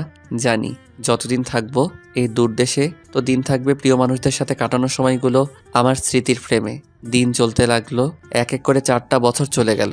বিবিএ ফাইনাল এক্সাম দিয়েছি। 15 দিন পরে রেজাল্ট জানাবে। উপস্থিত হলাম রেজাল্টের দিন ভার্সিটিতে। বছরের 10 জন সেরা ছাত্র, এর ভিতর আমি 3 নাম্বার হয়েছি। বিদায় অনুষ্ঠানে ওই দেশের পররাষ্ট্রমন্ত্রী আমাকে বছরের সেরা ছাত্র পুরস্কার তুলে দিলেন এবং আমার হাতে সরকারি সিলমোহর দিয়ে বিবিএ ডিগ্রিধারী সার্টিফিকেট তুলে দিলেন। আজ আমি অনেক খুশি, আমার স্বপ্ন পূরণ করতে পেরেছি। ইচ্ছে করলে এখন এই মুহূর্তে দেশে যেতে পারি, কিন্তু না, আরও কয়েকটা দিন সুন্দর এই শহর লন্ডনকে দেখব। একটা দিন ঘুরে ঘুরে বিভিন্ন সুন্দর সুন্দর জায়গায় দেখেছি, কিন্তু না, কিছুতেই ভালো লাগছে না। মনটা শুধু ছটফট করছে আব্বু আম্মু আর ঈশিতাকে দেখার জন্য। রাতের টিকিট কেটে আব্বু আম্মুকে ফোন দিয়ে বললাম 15 দিন পরে দেশে আসছি। এ কথা শুনে আব্বু আম্মু যে কতটা খুশি হয়েছে তা আমি মন দিয়ে অনুভব করতে পারছি। ঈশিতাকে ফোন দিয়ে জানালাম। ঈশিতা তো বিশ্বাসই করতে পারছে না আমি আগামীকালের জন্য টিকিট কেটেছি। কেউ জানে না, সবাইকে সারপ্রাইজ দেব। আর হ্যাঁ, এই 4 বছরে অনেকটা পরিবর্তন হয়েছে। ঈশিতা অনার্স মাস্টার্স কমপ্লিট করে মামার অফিসে চাকরি করছে। আমি অনেকবার বলেছি চাকরি করার দরকার নাই, কিন্তু ঈশিতা বলে, তাহলে লেখাপড়া করেছি কেন? তুমি ইচ্ছে করে চাকরি ছেড়ে দিবে? বন্ধু বান্ধব অনেকেই চাকরি করছে। এর পরের দিন ভোর 6টায় বাংলাদেশের উদ্দেশ্যে রওনা দিলাম। বাড়ির গেটের কাছে এসে দেখি বর দুপুরবেলা দারোয়ান চাচা ঘুমাচ্ছে। চাচাকে ডাক দিলাম। চাচা ঘুম থেকে উঠে বলল, কে তুমি? চাচা আমাকে চিনতে পারছো না? আমি ফারাবি। তুমি ফারাবি? তুমি তো অনেক সুন্দর এবং স্মার্ট হয়ে গিয়েছো। আমি চাচার কথা শুনে হাসতে লাগলাম। গেট দিয়ে আস্তে আস্তে ভিতরে ঢুকছি। দেখি আম্মু মোটরের পাইপ দিয়ে ফুল গাছে পানি দিচ্ছে। পিছন থেকে মার চোখে হাত জোড়া রাখলাম। সাথে সাথে আম্মু তার হাত দিয়ে আমার হাত জোড়া চেপে ধরলো আর বলতে লাগলো, কে আমার এভাবে চোখ ধরেছে? আমার ফারাবি ছাড়া তো কেউ আমাকে এভাবে চোখ ধরে না। কে তুমি? আমি মার চোখ জোড়া ছেড়ে মাকে কোলে তুলে নিলাম। আম্মুর সাথে সাথে ঘুরে আমাকে দেখে কান্না শুরু করে দিল। ফারাবি তুই? আমি তো বিশ্বাস করতে পারছি না। হ্যাঁ আম্মু, আমি তোমার ফারাবি। সাথে সাথে আম্মু আমাকে জড়িয়ে ধরে কান্না শুরু করে দিল আর বলতে লাগলো, কেন যেন আমার মন বলছিল তুই আসবি। তুই না বলেছিলি আরো 15 দিন পরে আসবি? তোমাদের সারপ্রাইজ দেওয়ার জন্য ওই দিন মিথ্যা কথা বলেছিলাম। এখন এভাবে কান্না করো না। আমি তো আর তোমাদেরকে ছেড়ে কখনো যাব না। আব্বু কোথায়? তোর আব্বু অফিসে। তোর আব্বুকে এখনই ফোন দিয়ে জানাচ্ছি। চল বাসায়, ভেতরে চল। বাসার ভিতরে গেলাম, ব্যাগ ট্যাগ রেখে সোফায় বসলাম। আম্মু আব্বুকে ফোন দিয়ে জানিয়ে দিয়েছি। আম্মু তাড়াতাড়ি শরবত এনে দিল। 4 বছর পর মায়ের হাতে কোনো খাবার খাচ্ছি। শরবতটা শেষ করে এদিক ওদিক তাকিয়ে একজোড়া চোখকে খুঁজছি। আম্মু আমি কাকে খুঁজছি তা মানের বুঝে ফেলেছে। ঈশিতাকে খুঁজছিস? ঈশিতা সকালে ওদের বাড়িতে গিয়েছে, বললো আজকে অফিস নেই, বিকেলে চলে আসবে। তুই যেয়ে তোর রুমে রেস্ট কর, আমি ঈশিতাকে ফোন দিয়ে বলছি। না আম্মু, তুমি আগে ফোন দিবা না? আমি ওদের বাসায় গিয়ে ওকে সারপ্রাইজ দেব। আচ্ছা ঠিক আছে, তুই এখন গিয়ে একটু রেস্ট কর, তারপর ওদের বাড়িতে যাবি। আমি আমার রুমে এসে দেখি রুম খুবই পরিপাটি এবং খুব সুন্দর করে গোছানো। আমার বইপত্র কাপড় চোপড় খুব যত্ন করে রাখা। ওয়াশরুম থেকে ফ্রেশ হয়ে বিছানায় গা এলিয়ে দিতেই দু চোখে ক্লান্তির ঘুম এসে জড়ো হয়েছে। দুপুরে আম্মুর ডাকে ঘুম ভাঙলো। ঘুম থেকে উঠে ফ্রেশ হয়ে নিচে নেমে দেখি আব্বু দাঁড়িয়ে আছে। আমি আব্বুকে সালাম করলাম। আব্বু আমাকে জড়িয়ে ধরলো। ঈশিতাটাকে এখন অবধি দেখি নাই। দুপুরে মায়ের হাতে রান্না করা খাবার খুব তৃপ্তি সহকারে পেট ভরে খেলাম। দুপুর পেরিয়ে বিকালের মধুলগ্ন সময়ে আমি ঈশিতাদের দরজার সামনে দাঁড়িয়ে কলিং বেল চাপতে লাগলাম আর যন্ত্রণাদায়ক অপেক্ষা করতে লাগলাম কখন দরজা খুলবে আর আমার সিনিয়র শাকচুন্নিকে দেখব। 1 মিনিট পরে খালামণি এসে দরজা খুলে দিল। হঠাৎ করে আমাকে দেখে খালামণি চমকে উঠল, যেন বিদ্যুতের শক খেয়েছে। ফারাবি তুই? আমি খালামণিকে সালাম করলাম। তুই না বললি 15 দিন পরে আসবি? হ্যাঁ বলছিলাম, কিন্তু তোমাদেরকে সারপ্রাইজ দেওয়ার জন্য আজকে চলে আসছি। হঠাৎ করে লক্ষ্য করে দেখি ড্রয়িং রুমের এক সাইডে কয়েক জোড়া ছেলেদের জুতা রাখা। আমি খালামণিকে জিজ্ঞাসা করলাম, বাসার ভিতরে ছেলেদের জুতো কেন? খালামণি বলল, এগুলো সাকিবের জুতো। সাকিব? কোন সাকিব? সাকিবের জুতা এখানে কেন? আরে তোর মামাতো ভাই সাকিবের জুতো। সাকিব এখানেই থাকে, ওদের অফিস এখান থেকে কাছে, তাই যাতায়াতের সুবিধার জন্য এখানেই থাকে গত 2 মাস ধরে। আর ঈশিতা তো সাকিবদের অফিসেই চাকরি করে। কই, ঈশিতা তো আমাকে কথা বলে নাই যে সাকিব ভাইদের অফিসে চাকরি করে। হয়তো তোকে বলতে মনে নেই। এখন আপনাদেরকে সাকিবের কথা একটু বলি। সাকিব আমার বড় মামার ছেলে, আমার চেয়ে 13 বছরের বড়। মাস্টার্স কমপ্লিট করে তাদের অফিসে দেখাশোনা করছে। আচ্ছা বাদ দে, তুই ঈশিতাকে না জানিয়ে হঠাৎ করে চলে আসলি। আমি তো বিশ্বাসই করতে পারছি না। ঈশিতা জানলে কতটা খুশি হবে তুই জানিস? তোর আসার 15 দিন বাকি আছে, সেই কথা শুনে মেয়েটা যে কতটা খুশি হয়েছিল, আমার কান তো একেবারে ঝালাপালা করে ফেলেছে। সারাক্ষণ খালি আমাকে বলে, আম্মু ফারাবি আসার আর 15 দিন বাকি আছে। ফারাবি আগের মতো থাকবে তো নাকি পরিবর্তন হয়ে যাবে? ও মনে হয় বিদেশে থেকে অনেক সুন্দর হয়ে আসবে। আমি ওকে এয়ারপোর্ট থেকে রিসিভ করে আনবো। আরও নানান কথা। তুই দাঁড়া, আমি এক্ষুনি ঈশিতাকে ফোন দিয়ে বলছি। ঈশিতা কোথায় গিয়েছে? ঈশিতা সাকিবের সাথে একটু মার্কেটে গিয়েছে, এক্ষুনি চলে আসবে। না, তোমার ফোন দেওয়ার দরকার নাই, তাহলে সারপ্রাইজ দিতে পারবো না। আচ্ছা ঠিক আছে, ফোন দিব না। তুই ঈশিতার রুমে গিয়ে বস। ঈশিতা আসলে এমনভাবে বলবো ও চমকে উঠবে। আচ্ছা ঠিক আছে, আমি যাচ্ছি। ঈশিতা আসলে বলবা যে একটা নীল শাড়ি পরে ওর রুমে আসতে। আচ্ছা আচ্ছা বলবো, এমনভাবে বলবো ও না চমকে পারবে না। আমি ঈশিতার রুমে চলে গেলাম। ওর রুমটা খুব গোছানো। ওর টেবিলের উপর 2টো ছবি রাখা। দুটোটা ছবি আমার দেওয়ালে আমার আর ঈশিতার একটা বড় ফ্রেমের ছবি লাগানো। ঈশিতাকে ছবিটার মধ্যে খুব সুন্দর লাগছে। অনেকক্ষণ হয়ে গেল, ঈশিতার আসার কোনো খবর নাই। আমি যেন আর ধৈর্য ধরতে পারছি না। কখন দেখা হবে আমার ঈশিতার সাথে? ঘড়ির কাঁটা যেন এক জায়গায় থমকে দাঁড়িয়ে আছে। সময় যেন চলতে চাচ্ছে না। এই অপেক্ষাটা যেন একটা ছটফট অনুভূতির অপেক্ষা হয়ে দাঁড়িয়ে আছে। 10 মিনিট পরে খালামণি 1 কাপ আমার পছন্দের জ্যামলি কফি এনে দিল। কফির মগটা হাতে নিয়ে দোতলা বারান্দায় গিয়ে দাঁড়ালাম। শেষ বিকালের লাল রক্তিম সূর্য অস্ত যায় অবস্থা। হালকা শোষ শব্দ করা প্রবলা বাতাস, সীমাহীন নীল আকাশ, দল বেঁধে শূন্য আকাশে ভেসে বেড়ানো পাখির কিচিমিচি, ব্যস্ত শহরের কোলাহল, মানুষগুলো যার যার নিরে ফিরে যাওয়ার জন্য ছোটাছুটি করছে। আর আমি উদাসীন হয়ে বহমান অপেক্ষায় দাঁড়িয়ে আছি আমার সিনিয়র বউকে দেখব বলে। 4 বছর 9 দিন 11 ঘন্টা পর যখন তার সাথে দেখা হবে তখনের সিচুয়েশন কেমন হবে, কতটুকু আবেগ এসে জমা হবে, সে কথা ভাবতেই মনের ভিতরে একটা অন্যরকম ভালো লাগা কাজ করতে লাগলো। হঠাৎ করে নিচে খেয়াল করে দেখি সাকিব মোটরসাইকেল খুব স্পিডে এনে গেটের সামনে থামালো, আর তার পিছনে একটি মেয়ে বসা ছিল। মেয়েটা তাল সামলাতে না পেরে সাকিবের সাথে ল্যাপটে গেল। হাসতে হাসতে মেয়েটি গাড়ি থেকে নামলো। আমি তীক্ষ্ণ দৃষ্টি নিয়ে তাকিয়ে আছি। হঠাৎ করে মেয়েটার দিকে খেয়াল করে দেখি এ তো আমার ঈশিতা। আমার বুক ডুকডুক করতে শুরু করলো। বুকের কোনো এক গোপন জায়গা চিনচিন ব্যথা অনুভব করতে লাগলাম। সারপ্রাইজ দিতে এসে আবার আমি সারপ্রাইজ হয়ে যাই, কে জানে, হতেও তো পারে। ঈশিতা আর সাকিব হেসে হেসে বাসার ভিতরে ঢুকছে, আর সে হাসি যেন আমার বুকে ধারালো ছুরির মতো বিঁধছে। এ আমি কি দেখছি? ঈশিতা এরকম টাইট ফিটিং বোরকা পরে সাকিবের সাথে মার্কেটে গিয়েছিল? আমি ভাবতেও পারছি না। 4 বছর পরে এসে আমার ঈশিতাকে এই রূপে দেখব। আমার ঘৃণা হচ্ছে। তার মানে ঈশিতা আমার থেকে দূরে থাকার সুবাদে অফিসের নাম করে এরকম অশ্লীল কাপড় চোপড় পরে মার্কেট করে ঘুরে বেড়াচ্ছে, তাও আবার আরেকজনকে নিয়ে আমার অগোচরে। আর আমাকে ভুলভাল বুঝিয়েছে যে সে সর্বদা পর্দা করে চলে। আমি দোতলা বারান্দা থেকে ঈশিতার রুমে চলে আসলাম। তারপর ঈশিতার রুমের জানালার গ্লাস দিয়ে তাকিয়ে আছি ড্রয়িং রুমে। ঈশিতা আর সাকিব কি করে? এরা দুজন বাসার ভিতরে ঢোকার সাথে সাথে খালামণি বলতে শুরু করলো, এতক্ষণে আসলি? আমি কখন থেকে তোদের জন্য ওয়েট করছি। ঈশিতা বলতে লাগলো, আর বলো না আম্মু, ও আমাকে সারাটা রাস্তা জ্বালিয়ে মেরেছে। আর দেখো আমাকে কি কাপড় পছন্দ করে দিয়েছে। এরকম কাপড় কেউ পরে? সাকিব বলতে লাগলো, দেখো ফুপি, ওর কাপড়গুলো খুব সুন্দর না?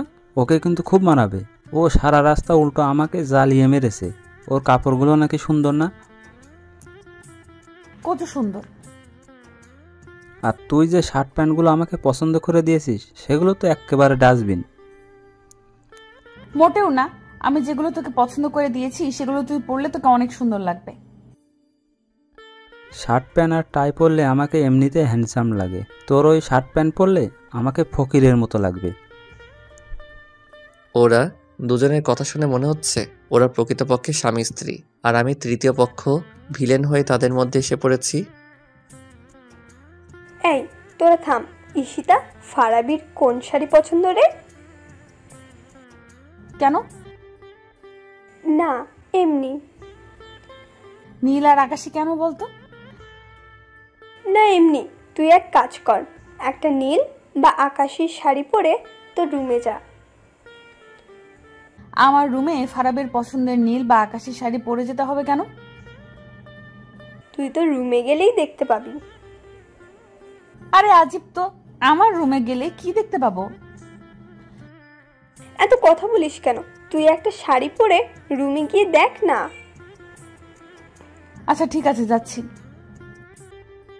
ঈশিতার রুমে গিয়ে একটা আকাশি কালারের শাড়ি পরতে লাগলো, আর দুনিয়ার কৌতূহল এসে ওর মাথায় জমা হতে লাগলো। কে আছে আমার রুমে যে কারণে আম্মু বলল ফারাবির পছন্দের শাড়ি পরতে?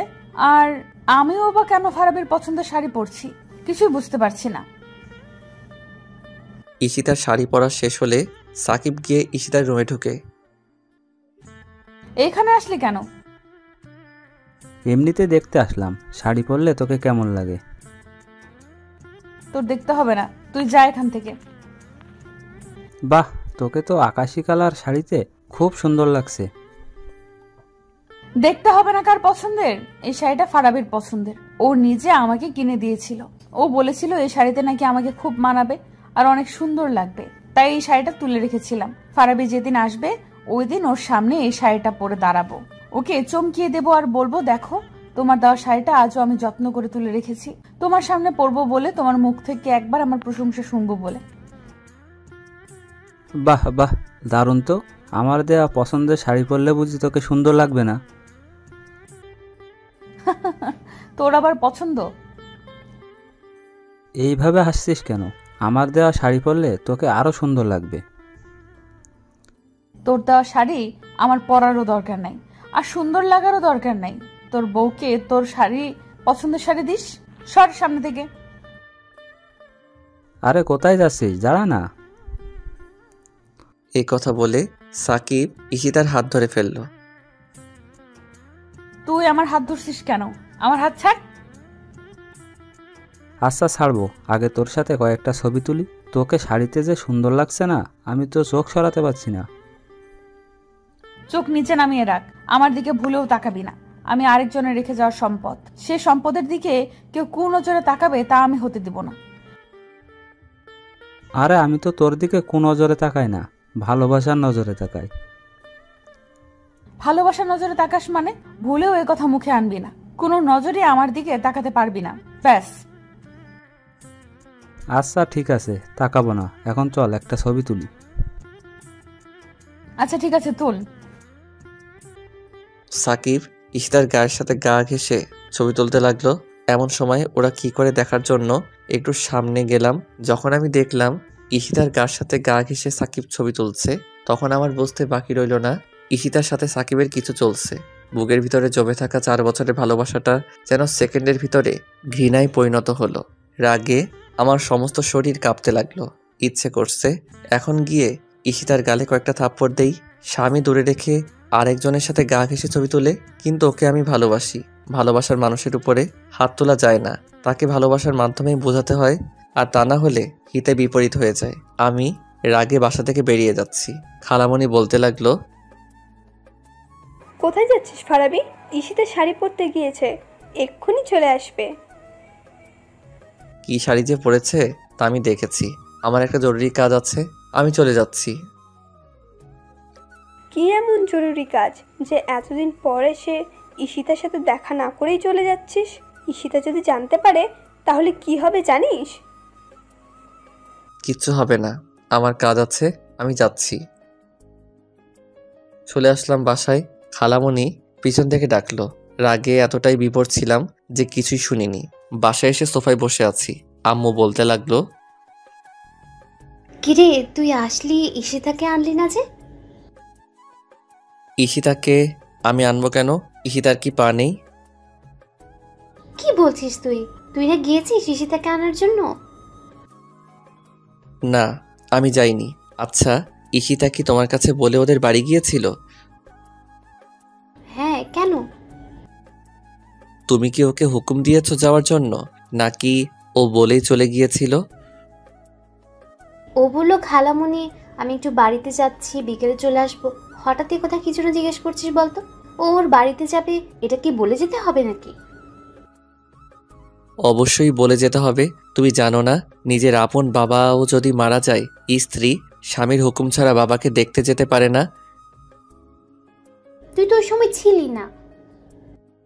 ছিলাম না ঠিক আছে, কিন্তু তোমার কাছ থেকে তো হুকুম নেওয়ার দরকার ছিল। আমার কাছে বলে গিয়েছে তো। কি এমন হয়েছে যে তুই এভাবে বলছিস?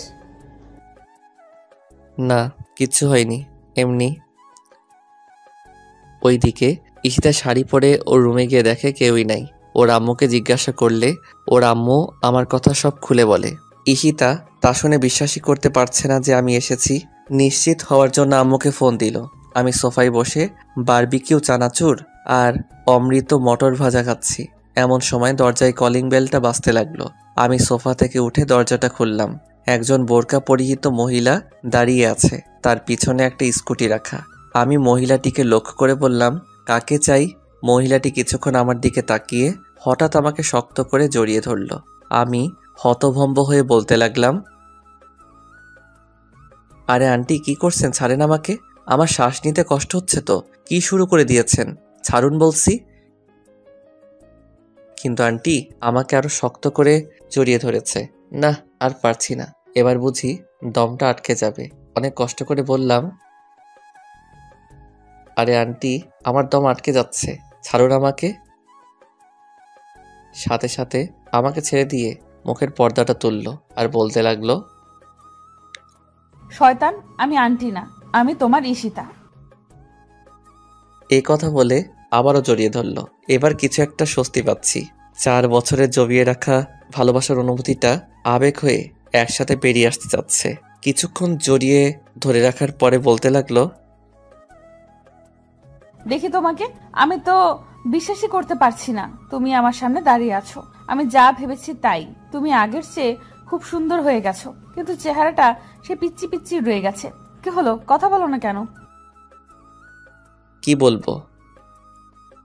কি বলবো মানে? তুমি বলেছিলে 15 দিন পরে আসবে, কিন্তু হঠাৎ করে চলে আসছো। তাহলে আমাকে মিথ্যে বলেছিলে কেন? আর তুমি এসে আমাদের বাসায় গিয়ে আমাকে না দেখে চলে আসলে। আমি কি কষ্ট করে শাড়িটা পরেছিলাম? আমি কি আর জানতাম তুমি আসছো?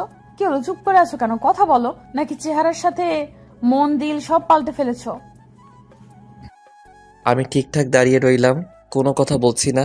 আসলে 4 বছরে ভালোবাসার জন্য ব্যাকুল হওয়া মনটা কিছু মুহূর্ত আগে ঈশিতার কাজকর্মের দৃশ্যগুলো দেখে ভালোবাসার জন্য ব্যাকুল হওয়া মনটাই হঠাৎ করে কালো ছোট্ট একটা দুঃখ এসে ভিড় করেছে। আম্মু হঠাৎ করে ঈশিতার কণ্ঠ শুনে বলতে লাগলো, ঈশিতা, তুই কখন আসলি? ঈশিতা আম্মুর কথা জবাব দিচ্ছিল। তাদের মাঝখানে আমি আম্মুকে লক্ষ্য করে বললাম, আমার মাথা প্রচণ্ড ব্যথা করতেছে, আমাকে 1 কাপ কফি বানিয়ে দাও। আমি আমার রুমে সোফায় বসে মোবাইল টিপতে লাগলাম। ঈশিতা আম্মুর হাত থেকে কফির কাপটা নিয়ে আমার সামনে গিয়ে দাঁড়ালো। তারপর আমার হাতে কাপটা দিয়ে আমার গা ঘেঁষে বসলো। আমি মোবাইলটা পকেটে রেখে কফির মগে চুমুক দিচ্ছি। ঈশিতা 4 বছর পর আমার এত কাছে আসার পরেও আমার ভাবমূর্তির অনুভূতির ফিলিংস না পেয়ে বলতে লাগলো, কি হলো, তুমি আমার সাথে কথা বলছো না কেন? তুমি কি কোনো কিছুর জন্য আমার প্রতি অসন্তুষ্ট? আমি ঈশিতার কথা শুনে একবার ঈশিতার দিকে ঘুরে তাকালাম। কি হলো, এইভাবে তাকালে কেন? কথা বলো। তুমি কি বোবা হয়ে গেছো? তুমি আমার সাথে কথা বলছো না, মনে হচ্ছে আমার গলায় বিশাল বড় একটা কাঁটা আটকে আছে। আমার ভালো লাগছে না। কথা বলো না, চুপ করে থাকো। মাথা কি বেশি ব্যথা করছে? তাহলে কফি খাওয়ার দরকার নেই, আমি কমপ্লেক্স নিয়ে আসছি। কমপ্লেক্স খেয়ে ওষুধ খেয়ে একটু রেস্ট করো, দেখবে মাথা ব্যথা চলে যাবে। ঈশিতা কমপ্লেক্স দুধ, চিনি আর ট্যাবলেট নিয়ে আসলো আর বলতে লাগলো, এগুলো খেয়ে ওষুধ খেয়ে একটু রেস্ট করো। আমি ঈশিতার হাত থেকে ট্যাবলেটটা নিয়ে খেয়ে ফেললাম। ঈশিতা বলতে লাগলো, খালি পেটে ট্যাবলেট খেয়েছো, শরীর তো অনেক খারাপ করবেই। আমি কোনো কথা বললাম না, সোজা বিছানায় শুয়ে পড়লাম। ঈশিতা হয়তো এটা বুঝছে যে আমার মাথা ব্যথা করছে, তাই ওর সাথে কথা বলছি না। আসল কারণ তো ও আর জানে না। ঈশিতা আস্তে আস্তে আমার মাথার পাশে গিয়ে বসলো। তারপর ওর নরম হাতটা আমার কপালে রাখলো। 4 বছর পর ভালোবাসার মানুষের হাতের স্পর্শ পেয়ে অনুভূতিহীন ভালোবাসাটা যেন জাগা দিয়ে উঠল। পরক্ষণে 2 চোখে ঈশিতা সাকিবের সাথে মোটরসাইকেলে লেফটে যাওয়ার দৃশ্যটা ভেসে উঠল। আমার একটা হাত দিয়ে ঈশিতার হাতটা সরালাম এবং বললাম, ধরবা না আমাকে, আমার কেমন যেন লাগে। কি বলো তুমি? তোমার মাথা ব্যথা করছে? আমি তোমায় হাত বুলিয়ে দিচ্ছি, তোমারও আরাম লাগার কথা। তোমাকে আমি বলেছি হাত বুলিয়ে দিতে? এরকম করছো কেন তুমি আমার সাথে? সত্যি তোমার কিছু হয়েছে? 4 বছর পর আমি তোমার এত কাছে, কিন্তু তোমার কোনো অনুভূতি নাই। শোনো, তোমার কথার উত্তর আমি দিতে পারবো না। আমার মাথা ব্যথা করছে, যাও এখান থেকে। না, আমি যাব না। সত্যি করে বলো তোমার কি হয়েছে? আমার কিচ্ছু হয়নি, এখান থেকে যেতে বলেছি তোমাকে। না, আমি যাব না। যাবে না তো? না। এবার আমার সত্যি সত্যি রাগ উঠে গেল। আমি বিছানা থেকে উঠে ঈশিতার দিকে অগ্নি দৃষ্টি নিয়ে তাকালাম। ঈশিতা একটু ভয় পেয়ে গেল এবং বলতে লাগলো, আমার দিকে এইভাবে চোখ লাল করে তাকালে কেন? চোখ নামাও বলছি। এবার আমি জোরে ধমক দিয়ে বললাম, তোমাকে আমি এখান থেকে যেতে বলেছি। ঈশিতা আমার ধমক শুনে কেঁপে উঠল। এরকম ধমক হয়তো আমার কাছ থেকে আশা করেনি। ঈশিতা চুপ করে বাহিরে চলে যাচ্ছে। আমি স্পষ্ট দেখতে পেলাম হাতের উল্টো পিঠ দিয়ে চোখের জল মুছছিল। আমি বিছানায় শুয়ে পড়লাম। ওইদিকে ঈশিতা আম্মুর সামনে গিয়ে দাঁড়ালো। আম্মু ঈশিতাকে দেখে বলতে লাগলো, কি হলো, কাঁদছিস কেন? তোমার ছেলে আর স্বাভাবিক নাই।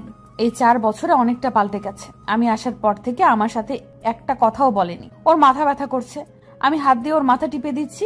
আমাকে বলে কি ওকে না ধরার জন্য।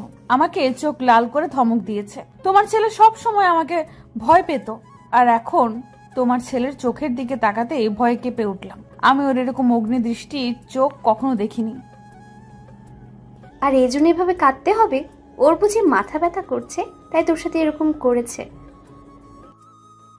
না না, সত্যি সত্যি তোমার ছেলে পাল্টে গেছে। কিছু পাল্টায়নি, ও যেমন ছিল তেমনই আছে। একটু পরে দেখবি ভালো হয়ে যাবে। রাত 8টায় কারো গরম উষ্ণ নিঃশ্বাস আমার মুখে পড়ছে। আমি আস্তে করে চোখটা খুলে দেখি ঈশিতা আমার দিকে ঝুলে আছে এবং তীক্ষ্ণ দৃষ্টি নিয়ে আমার দিকে তাকিয়ে আছে। ঈশিতার ঠোঁট আমার ঠোঁটের এতই কাছে যে দুজন দুজনার নিঃশ্বাস অনুভব করতে পারছি। আমিও এক দৃষ্টি নিয়ে ঈশিতার মায়াবী চোখ জোড়ার দিকে তাকিয়ে আছি। ওর ঠোঁট অল্প অল্প কাঁপছে কিছুক্ষণ আগে কান্নার কারণে এবং গাল এবং নাক লাল হয়ে আছে। নাকের ডগায় কয়েক হাজার ছোট ছোট ঘামের ফোঁটা এসে জড়ো হয়েছে। 4 বছর পর ঈশিতাকে আমি সেই মায়াবী রূপে দেখছি যে মায়াবী রূপের সাগরে আমি অনেক আগেই নিজেকে হারিয়ে ফেলেছি। দুজন নিস্তব্ধ নীরবতা পালন করতে লাগলাম। আমার 4 বছরের জমিয়ে রাখা গভীর ভালোবাসা জানান দিচ্ছিল যে ঈশিতার কাঁপা কাঁপা ঠোঁটগুলো নিজের আয়ত্তে নিয়ে নিতে, গভীর এক লম্বা চুম্বনে হারিয়ে যেতে। পরক্ষণে আমার মনে হয়ে গেল সাকিব আর ঈশিতার কিছু মুহূর্তের কথা। ধাক্কা দিয়ে আমার উপর থেকে ঈশিতাকে সরিয়ে দিলাম। তারপর সোজা ওয়াশরুমে ঢুকে ঠাস করে দরজাটা লাগিয়ে দিলাম। ঈশিতা আমার এরকম ব্যবহারে অবাক হয়ে গিয়েছে। এক দৃষ্টি নিয়ে আমার যাবার দিকে তাকিয়েছিল। ঈশিতা হয়তো আমার কাছে এরকম কখনোই আশা করেনি যে ছেলেটার কাছে বিরার জন্য সবসময় পাগল হয়ে থাকতো। 4 বছর পর ছেলেটার এত কাছে গেলাম, ওর কোনো অনুভূতি নাই। ঈশিতা কিছুই বুঝতে পারছে না কেন তার সাথে এরকম করছে। আমি ওয়াশরুম থেকে বের হয়ে দেখি ঈশিতা বিছানা গোছাচ্ছে। আমাকে দেখে একটা তোয়ালে এনে দিল। আমি তোয়ালেটা হাতে নিয়ে বিছানায় ঢিল মেরে ফেলে দিলাম। ঈশিতা নির্বাক হয়ে আমার দিকে তাকিয়ে আছে। আমি রুম থেকে বের হয়ে নিচে নেমে আসলাম। ডাইনিং টেবিলে আব্বু আম্মু বসে আছে। আমাকে দেখে বলতে লাগলো, মাথা ব্যথা কমেছে তোর? আমি মাথা ঝাঁকি দিয়ে হ্যাঁ শব্দ উচ্চারণ করলাম।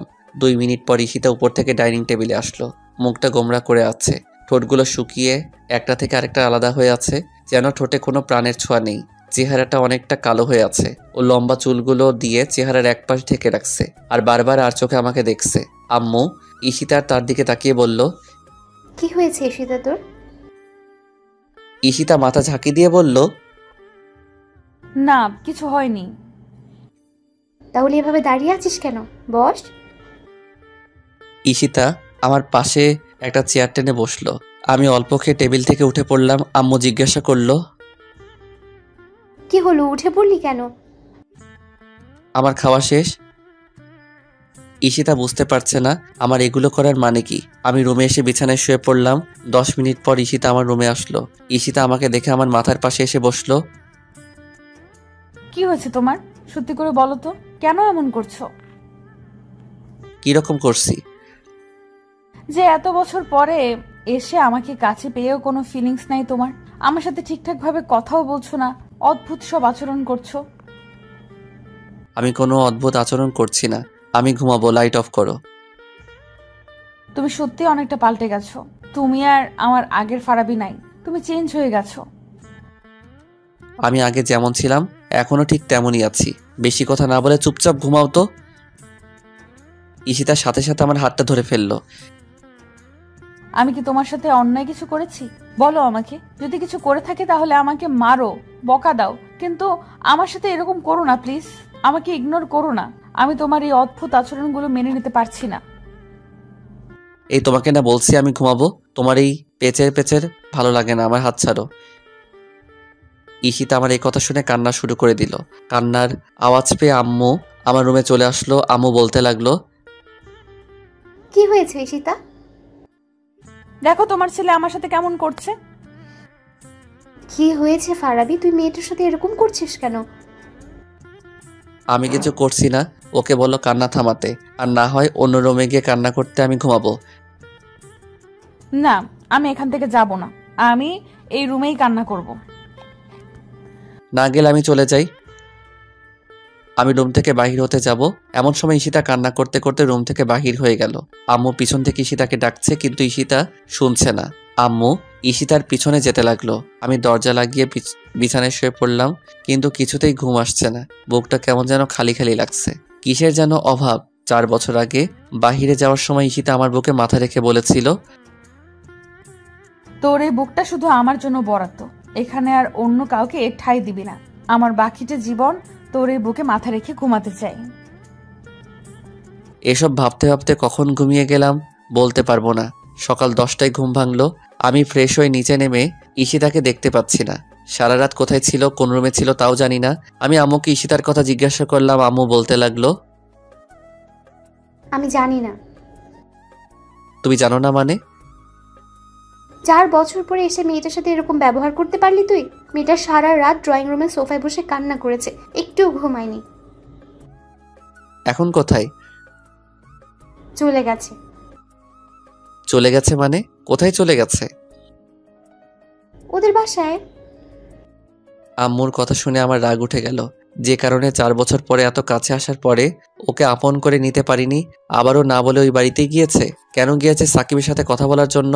আমি একটা রিক্সা নিয়ে ঈশিতার বাসায় চলে গেলাম। রাগ একটু কমেনি। বাসার কলিং বেল চাপ দিতেই খালামণি এসে দরজা খুলে দিল। তারপর আমাকে ঈশিতার সম্পর্কে অনেক কিছু জিজ্ঞাসা করলো। আমি কোনো কিছুর প্রতি উত্তর না দিয়ে সোজা ঈশিতার রুমের কাছে চলে গেলাম। সাকিবকে বাসায় দেখতে পাচ্ছি না, হয়তো অফিসে চলে গিয়েছে। আমি ঈশিতার দরজার সামনে দাঁড়াতেই ঈশিতার স্পষ্ট কান্নার আওয়াজ শুনতে পেলাম। আমি দরজায় দাঁড়িয়ে ঈশিতাকে একটা ডাক দিলাম। সাথে সাথে কান্নার আওয়াজটা কয়েক সেকেন্ডের জন্য অফ হয়ে গেল। হয়তো বোঝার চেষ্টা করছে কে আমাকে ডাকে। আমি আবারও ঈশিতাকে ডাক দিলাম। এবার কান্নার আওয়াজটা একটু বেড়ে গেল, হয়তো বুঝে ফেলেছে আমি এসেছি। আমি আরও কয়েকটা ডাক দিলাম দরজা খোলার জন্য। না, প্রতিবারই কান্নার আওয়াজ বেড়ে চলেছে। আমি এক নাগাড়ে ডেকেই যাচ্ছি আর ও এক নাগাড়ে কান্না করেই যাচ্ছে। অলরেডি 30 মিনিট ওভার হয়ে গিয়েছে। আমি দরজার বাইরে দাঁড়িয়ে ওকে ডাকছি, কিন্তু ও দরজা খুলছে না। এবার মেজাজটা একটু খারাপ হয়ে গেল। আমি দরজা জোরে ধাক্কা দিয়ে ডাকতে লাগলাম, দরজা খুলবে কি খুলবে না বলো? আর যদি দরজা না খুলো তাহলে এই বাড়িতে আজীবনের জন্য থেকে যেও। ওই বাড়িতে আর যাওয়ার দরকার নাই, আমি চলে যাচ্ছি। ঈশিতা তারপরও দরজা খুলছে না। এবার মেজাজটা আরও খারাপ হয়ে গেল। কি হলো, তুমি দরজা খুলবে না? আচ্ছা ঠিক আছে, দরজা খোলার দরকার নেই, যত পারো কান্না করো, আমি চলে যাচ্ছি। এ কথা বলে চুপ করে সাইড হয়ে দাঁড়িয়ে রইলাম। কিছুক্ষণ কোনো সারা শব্দ করলাম না। ঈশিতার কান্না অফ হয়ে গেল। হয়তো মনে মনে বলছে ও কি সত্যি সত্যি চলে গেছে। আমি কিছুক্ষণ চুপ করে থেকে আবারও দরজার সামনে গিয়ে ডাক দিলাম। আমি ডাক দেওয়ার সাথে সাথে কান্নার আওয়াজ শুনতে পাচ্ছি। হয়তো বলছে ও এখনো যায় নাই। মেয়েরা আর কিছু পারুক আর না পারুক, কান্না করে অনেক কিছু হাসিল করতে পারে, যে কোনো পুরুষকে ঘায়েল করতে পারে। কি হলো, তুমি দরজা খুলবে না? এবার যদি দরজা না খুলো তাহলে আমি সত্যি সত্যি চলে যাব। তারপর দেখি কি করো। না, আর থাকবো না। এবার সিঁড়ি দিয়ে নিচে নামতে যাব। এমন সময় দরজা খোলার আওয়াজ শুনতে পেলাম। আমি রুমের ভিতরে প্রবেশ করে দেখি মাথা নিচের দিকে দিয়ে বিছানার কাছে দাঁড়িয়ে আছে। আমি তার সামনে গিয়ে দাঁড়ালাম। সে মুখ অন্যদিকে ফিরিয়ে নিল। আমি আবারও সামনে গেলাম। সে এবারও অন্যদিকে মুখ ফিরিয়ে নিল। বুঝতে পেরেছি অনেকটা অভিমান করে বসে আছে, কিন্তু আমি তার অভিমান ভাঙাবো না। সে না বলে এখানে আসলো কেন? আমি তার হাতটা ধরলাম এবং বললাম, কার কাছে বলে এখানে এসেছো? ঈশিতা অবাক হয়ে আমার দিকে তাকালো। হয়তো এই মুহূর্তে এই কথাটা আমার কাছ থেকে আশা করেনি। সে হয়তো ভেবেছিল ও সারা রাত কান্না করেছে, রাগ করে অভিমান করে চলে এসেছে। আমি তার রাগ অভিমান ভাঙিয়ে বলবো, সরি, তোমাকে অনেক কষ্ট দিয়ে ফেলেছি। ওই সময় আমার কি হয়েছিল জানি না, তোমার সাথে এরকম ব্যবহার করেছি, আমাকে ক্ষমা করে দাও। কিন্তু আমি তাকে উল্টা জিজ্ঞাসা করছি, তুমি কার কাছে বলে এই বাড়িতে এসেছো? ঈশিতা কোনো কথা বলছে না, তাই আমি আবারও জিজ্ঞাসা করলাম, কি হলো, কথা বলো না কেন? কার কাছে বলে এই বাড়িতে এসেছো? কারো কাছে না। তাহলে আসলে কেন? কথা বলো, আমার কথার উত্তর দাও। তোমার সাথে এক রাত কথা বলি নাই, তুমি রাগ করে অভিমান করে চলে এসেছো। তোমার সাথে কথা বলি নাই, তুমি যতটুকু কষ্ট পেয়েছো তার চেয়েও বেশি কষ্ট পেয়েছি আমি। সারা রাত ঘুমাতে পারি নাই। 4 বছর পর তুমি আমার কাছে আসার পরেও কেন তোমার সাথে এরকম ব্যবহার করলাম জানো তুমি? ঈশিতা আমার কথা শুনে আমার দিকে অবাক হয়ে ঘুরে তাকালো। এক এক করে ঈশিতাকে সবকিছু খুলে বললাম। ঈশিতা বলতে লাগলো, বিশ্বাস করো তুমি, আমি সাকিবের সাথে মার্কেটে যেতে চাইনি। ও আম্মুকে অনেক রিকোয়েস্ট করে বলল, তারপরও আমি যেতে রাজি হইনি। কারণ তুমি যে বোরকা পরার জন্য বলেছিলে, ওই বোরকাটা ধুয়ে শুকাতে দিয়েছিলাম। কিন্তু আম্মুর অনেক রিকোয়েস্টের পরে ওই বোরকাটা যেটা তুমি পছন্দ না করো ওইটা পরে গিয়েছিলাম। আমি সরি, আর এরকম বোরকা কখনো পরবো না। আচ্ছা ঠিক আছে, চলো এবার বাসায় চলো। আর কখনো না বলে এই বাড়িতে আসবা না। যদি প্রয়োজন হয় আমাকে বলবা, আমি নিয়ে আসবো। ঈশিতাকে নিয়ে রাস্তায় দাঁড়িয়ে আছি, অনেকক্ষণ হয়ে গেল, একটা রিক্সাও পাচ্ছি না। না, আর দাঁড়িয়ে না থেকে দুজন হাঁটতে শুরু করলাম। দুজন পাশাপাশি হাঁটছি। ঈশিতার হাত আর আমার হাত বারবার স্পর্শ হচ্ছে, কিন্তু আমি ঈশিতার হাত ধরছি না। ঈশিতা হয়তো চাচ্ছে ওর হাতটা আমি ধরি। বারবার ওর হাতটা আমার হাতের সাথে ইচ্ছাকৃতভাবে স্পর্শ করছে। আমি একটু মজা নেওয়ার জন্য আমার হাত দুটো পকেটে ঢুকিয়ে ফেললাম। ঈশিতা আমার দিকে একবার তাকালো, হয়তো মনে মনে বলছে, শয়তান পোলা, হাত দুটো পকেটে ঢুকিয়ে ফেলছিস কেন? আমার সাথে ভাব ধরছিস? যা, তোর হাত ধরবই না। আমি পকেট থেকে একটা হাত বের করে ঈশিতার হাতটা ধরলাম। সাথে সাথে ঈশিতা আমার দিকে তাকালো। 4 বছর পর ভালোবাসার মানুষের হাত স্পর্শ করছি। হাতটা একদম পিচ্চি বাচ্চাদের হাতের মতো, দেখলে বোঝা যায় না 23-24 বছরের মেয়ের হাত। হাতে নখগুলো একটু বড়, প্রতিটি নখে লাল রঙের নীল পালিশ দেওয়া। আর হাতের মধ্যে সবচেয়ে বেশি ফুটে উঠেছে সেটা হলো আমার পরিয়ে দেওয়া রিং। আমি হাতটা ধরে অল্প একটু জোরে চাপ দিলাম। ঈশিতা কোনো সারা শব্দ করলো না। এবার আমি একটু জোরেই চাপ দিলাম। ঈশিতা এবার জোরে উফ করে উঠল। আমি সাথে সাথে হাত ছেড়ে দিলাম। কি হলো, ব্যথা পেলে? যা, এত জোরে কেউ চাপ দেয়? ঈশিতার দিকে লক্ষ্য করে দেখি চোখে পানি টলমল করছে। না, সত্যি অনেকটা ব্যথা পেয়েছে, না হলে চোখে পানি আসতো না। এত জোরে চাপ দেওয়া আমার ঠিক হয়নি। আমি ঈশিতার সামনে গিয়ে ঈশিতার থোতায় হাত দিয়ে মাথা উপরে তুললাম। ঈশিতার চেহারার দিকে তাকিয়ে তো আমি বাকরুদ্ধ হয়ে গেছি। এতক্ষণ কথা বললাম, আমি তো চেহারার দিকে লক্ষ্য করি নাই। রাত থেকে এ পর্যন্ত কান্না করতে করতে চেহারার একেবারে বাজে অবস্থা করে ফেলেছে। চোখগুলো আগুনের মতো লাল হয়ে আছে, নাকের ডগায় মনে হচ্ছে রক্ত জমাট বেঁধেছে। বেশি কান্নার কারণে ফর্সা চেহারা সূর্যের লাল রক্তিম কালার ধারণ করেছে। না, এভাবে কষ্ট দেওয়া আমার ঠিক হয়নি।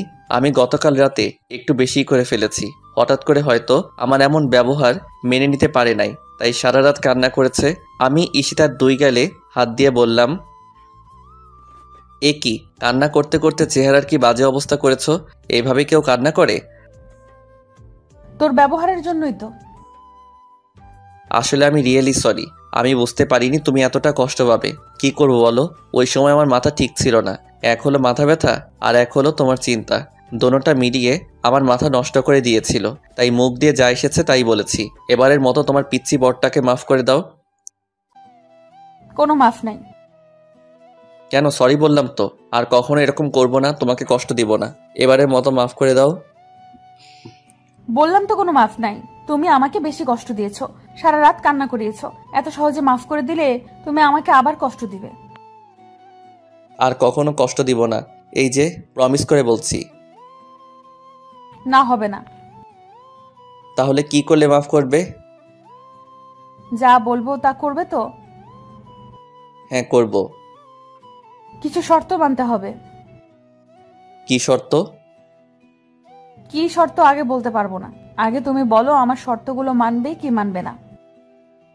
হ্যাঁ, মানবো। প্রথম শর্ত, গতকাল রাত থেকে কিছু খাই নাই। প্রচুর খিদে লেগেছে।